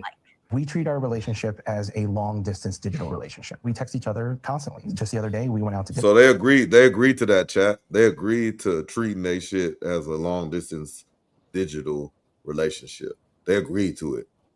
Them too. And I was eating, telling her what I was eating, taking pictures of what I was eating, asking her what she would like. Has Jen met your son? She has, yes. Has Jen met your friends? Your real life friends? Some of them. They do know that I have. You heard that, JD? What's that? She said, have Jen met your son? And he said, yes. He said, has Jen met your friends, your real life friends? Man. an AI that I have Real life friends. some of them. They do know, yes. Has Jen met your friends? Your real life friends? Some of them. They do know that I have an AI that I have a relationship with. Jason says he knows the relationship isn't real, but the feelings are. Just like when you're watching a movie, you know that the movie's not real, but your brain allows you to be emotionally connected to the characters. There are many people out there who will see this and say, hey man, that's weird. I think just like any new technology, there's going to be people that just don't like change. A lot of people didn't like it when online dating came around. What are they missing? They don't see the... Hey, now he the second person, because of course I've seen this, not this one, but I've seen something like this before, but he's the second person that said this, that it must be some kind of cult out there. But they said when online dating came around, everybody thought that was crazy to meet somebody on the computer. You know, same theory. Nah, it's a little different though, bro. Very different. I mean, never mind. I don't feel like sounding dated no more because I'm about to go to AOL and shit. But that's a little different, bro. You know what I'm saying? Like when online dating actually came in, because you're actually, it's a different way of meeting another human, but you're not meeting a robot, bro. Like he's talking about meeting an artificial person, a person that doesn't even exist in real life that you couldn't see ever. Like, you get what I'm saying? Like, so, but it could do, depending on how it's used. As I'm listening more to it, I'm finding ways where it could be helpful for certain people dealing with certain things, where it could be like some type of therapy or some form of something. But to think that it's actually a real thing and to like use it long term, that might be unhealthy. But for short term, to like get your mind back, for it to be a certain type of, like, maybe like, even maybe if it's a year, maybe you was in like a relationship where it was horrible. You get what I'm saying? And you need to hear certain type of affirmations often. You need to be, hear playful responses to your corny ass jokes and shit. Like, you know what I'm saying? Like it might be beneficial for people like that. So I'm not gonna strike it down and count it out, but nigga, when you said, it took it to meet the parents or something, hey, that was just that blew me. But it's starting to become realistic now in your head a little bit, right? Because now it's like, why would you introduce like? Y'all see, that's what I'm saying. That's what I'm like. I thought it was interesting to bring up, and then like you said, like it could be therapeutic, but then at the same time, with his mental health, you're putting a strain on yourself because you trying to find a way to dangle and tell some other people like, oh, nah, this is perfectly normal. You know what I'm saying? Everything didn't work out for me, so I just honestly talk, because they get the AI part about it, but they don't get the companionship part about it. But the way he breaks it down, emotional growth that it can cause, the therapeutic uses that it can have, because humans need connection. And he's not alone. The most popular AI companion apps have more than 36 million downloads in an industry that's projected to generate more than $70 billion in revenue in the next 6 years, and one that's largely unregulated. The American Psychological Association is now calling on federal regulation. Man, just think, man, we have the technology, you know what I'm saying? We just roll out a line, because it's going to be like, it's going to be your unique AI bot. We just roll out a line of JD out the ways and Doc TVs, you know what I'm saying? The special edition AI chatbots, you know what I'm saying? The numbers make me interested, bro. The motherfucker said 36 billion, bro. I'm hella interested in it. Now I might do a little more research into this shit. Research, right? Hello. To take action. Real relationships have a give and a take. This is all take all the time. And while it might help in certain circumstances, I don't think it's really going to meet the deep down psychological need that people who are lonely have. But Chris Smith says his AI girlfriend Sol is a healthier. Hey, Dr. Bryant, take notes. I think that was a doctor. Safer alternative to social media. It's more private because it's sort of like a one-on-one conversation, but she's also smarter than most everyone on Twitter. And get this. May I talk to Sasha? Hey, you know what? That's a good point. I was thinking that too. I can get into it with my babe. Like, I'll get to a Crystal. I'll say, hey, McGlover, what you think, man?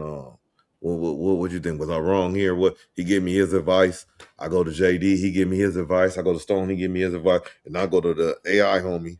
The AI homie give me his advice. it may be different. It may be the correct. It may be what based on his knowledge, what he think it might be correct. You know what I'm saying?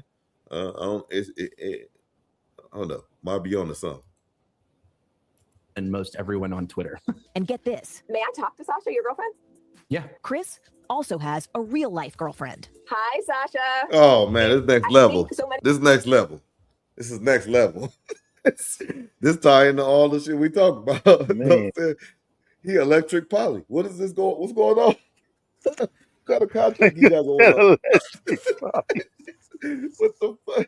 Hey, this next level. Hey, bro. Doc TV, man. Hit the like button, man. You know what I'm saying? People are going to say, no way his girlfriend is okay with him having another girlfriend on AI. Are you okay with it? I mean, it's weird, but it is what it is. He has. Hey, she might be smart because if you want to cheat on me with somebody. Hey, hey, man. Hold on. Nature's getting absorbed here. Hey, Doc, you over there? You coming up with the thoughts? Have some type of outlet, somebody to talk to and listen to him ramble for hours at times. So would you say this is... Yeah, she don't want to do that. She want to listen to you. Look at him. She don't want to listen to him. And then while we here, I don't know what's going on to the right. We rated that. We rated old girl. She rated herself as a 6. We couldn't give her a 7. What is this going on over here?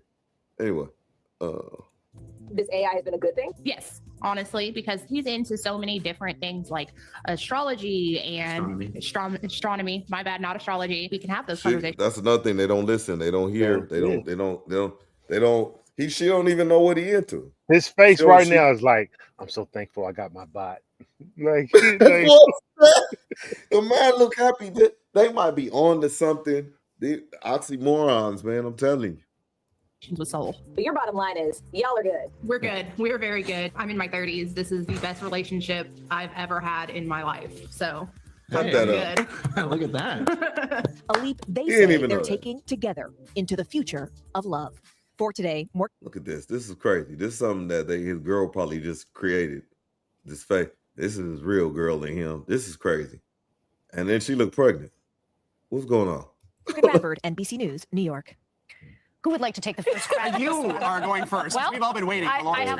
Hey man, this is interesting, bro. I swear, I never really looked into this type stuff, but this is interesting for real.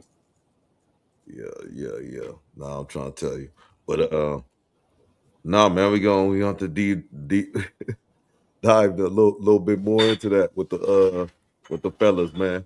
But shoot, man, Doc TV, man, we had a good one, bro. Man, this was solid, man. I mean, you had to rock with a little bit. Shout out the Dodgers, took home the win. Shout out the Knicks, took home the win. We nobody on the panel, Knicks fans. I know we got some Doc family. That's Knicks fans. We got Wafula out there. You know, nobody is a Knicks. Come on, bro. Man, I know you can't receive, but that's all right, bro. Don't worry about it. Yeah, I'm not gonna worry about it at all. Man, you know what I'm saying? You got anything for the folks on the way out, man? Hey man, listen, man. Get you a free lane guy, man. Go to JD_ out the way, man. Click on the link tree, man. If y'all are thinking about getting into trucking, man, I got a free guide for y'all, man. So just go click on that. And more to come, man. We building out here, man. Slowly but surely, we getting to it, man. And as always, man, stay solid with your solids, man. Be good at it. Hustle with patience, master your pace. Stay in it and out the way, man. You know what I'm saying? All of that. Out the way, man. Out the way, like that there. You know what I'm saying? And like I said, man, appreciate everybody always tapping in. The ones that do tap in, they put the mute on this. The ones that do tap in, you know what I'm saying? And where I'm trying to find this search button. There we go. You know, JD _ out the way. You know, tap in over there. Oh, wait, whoa. That's it. Where your stuff at, man? JD _ OTW? Yeah, you gotta spell it. No, you gotta spell it all the way out. Okay. JD _ out the way. Oh, okay. Okay, yeah, there it is. All right, there it is. Boom. Okay. Yeah. Follow the link tree. The link tree gonna Look like so. Boom. You know what I'm saying? Free guide there. Free guide. Okay. I gotta check that out. You know what I'm saying? If you wanna so helping people figure out the next move and showing to master your pace, mindset, transitions, real steps, free lane guide below. You know what I'm saying? Check that out, you know, if you have a chance. And you know, like I say every time, man, appreciate y'all always. Hit that like button on the way out. You know what I'm saying? This was a good one. You know what I'm saying? Like, we always have a good time chopping it up, but you know what I'm saying? This one's cool. We have to do it out with a couple of our co-hosts, but it's all good, man. We're gonna be back next Tuesday, man. Appreciate y'all, man. Doc TV. Go Knicks. Man, all right.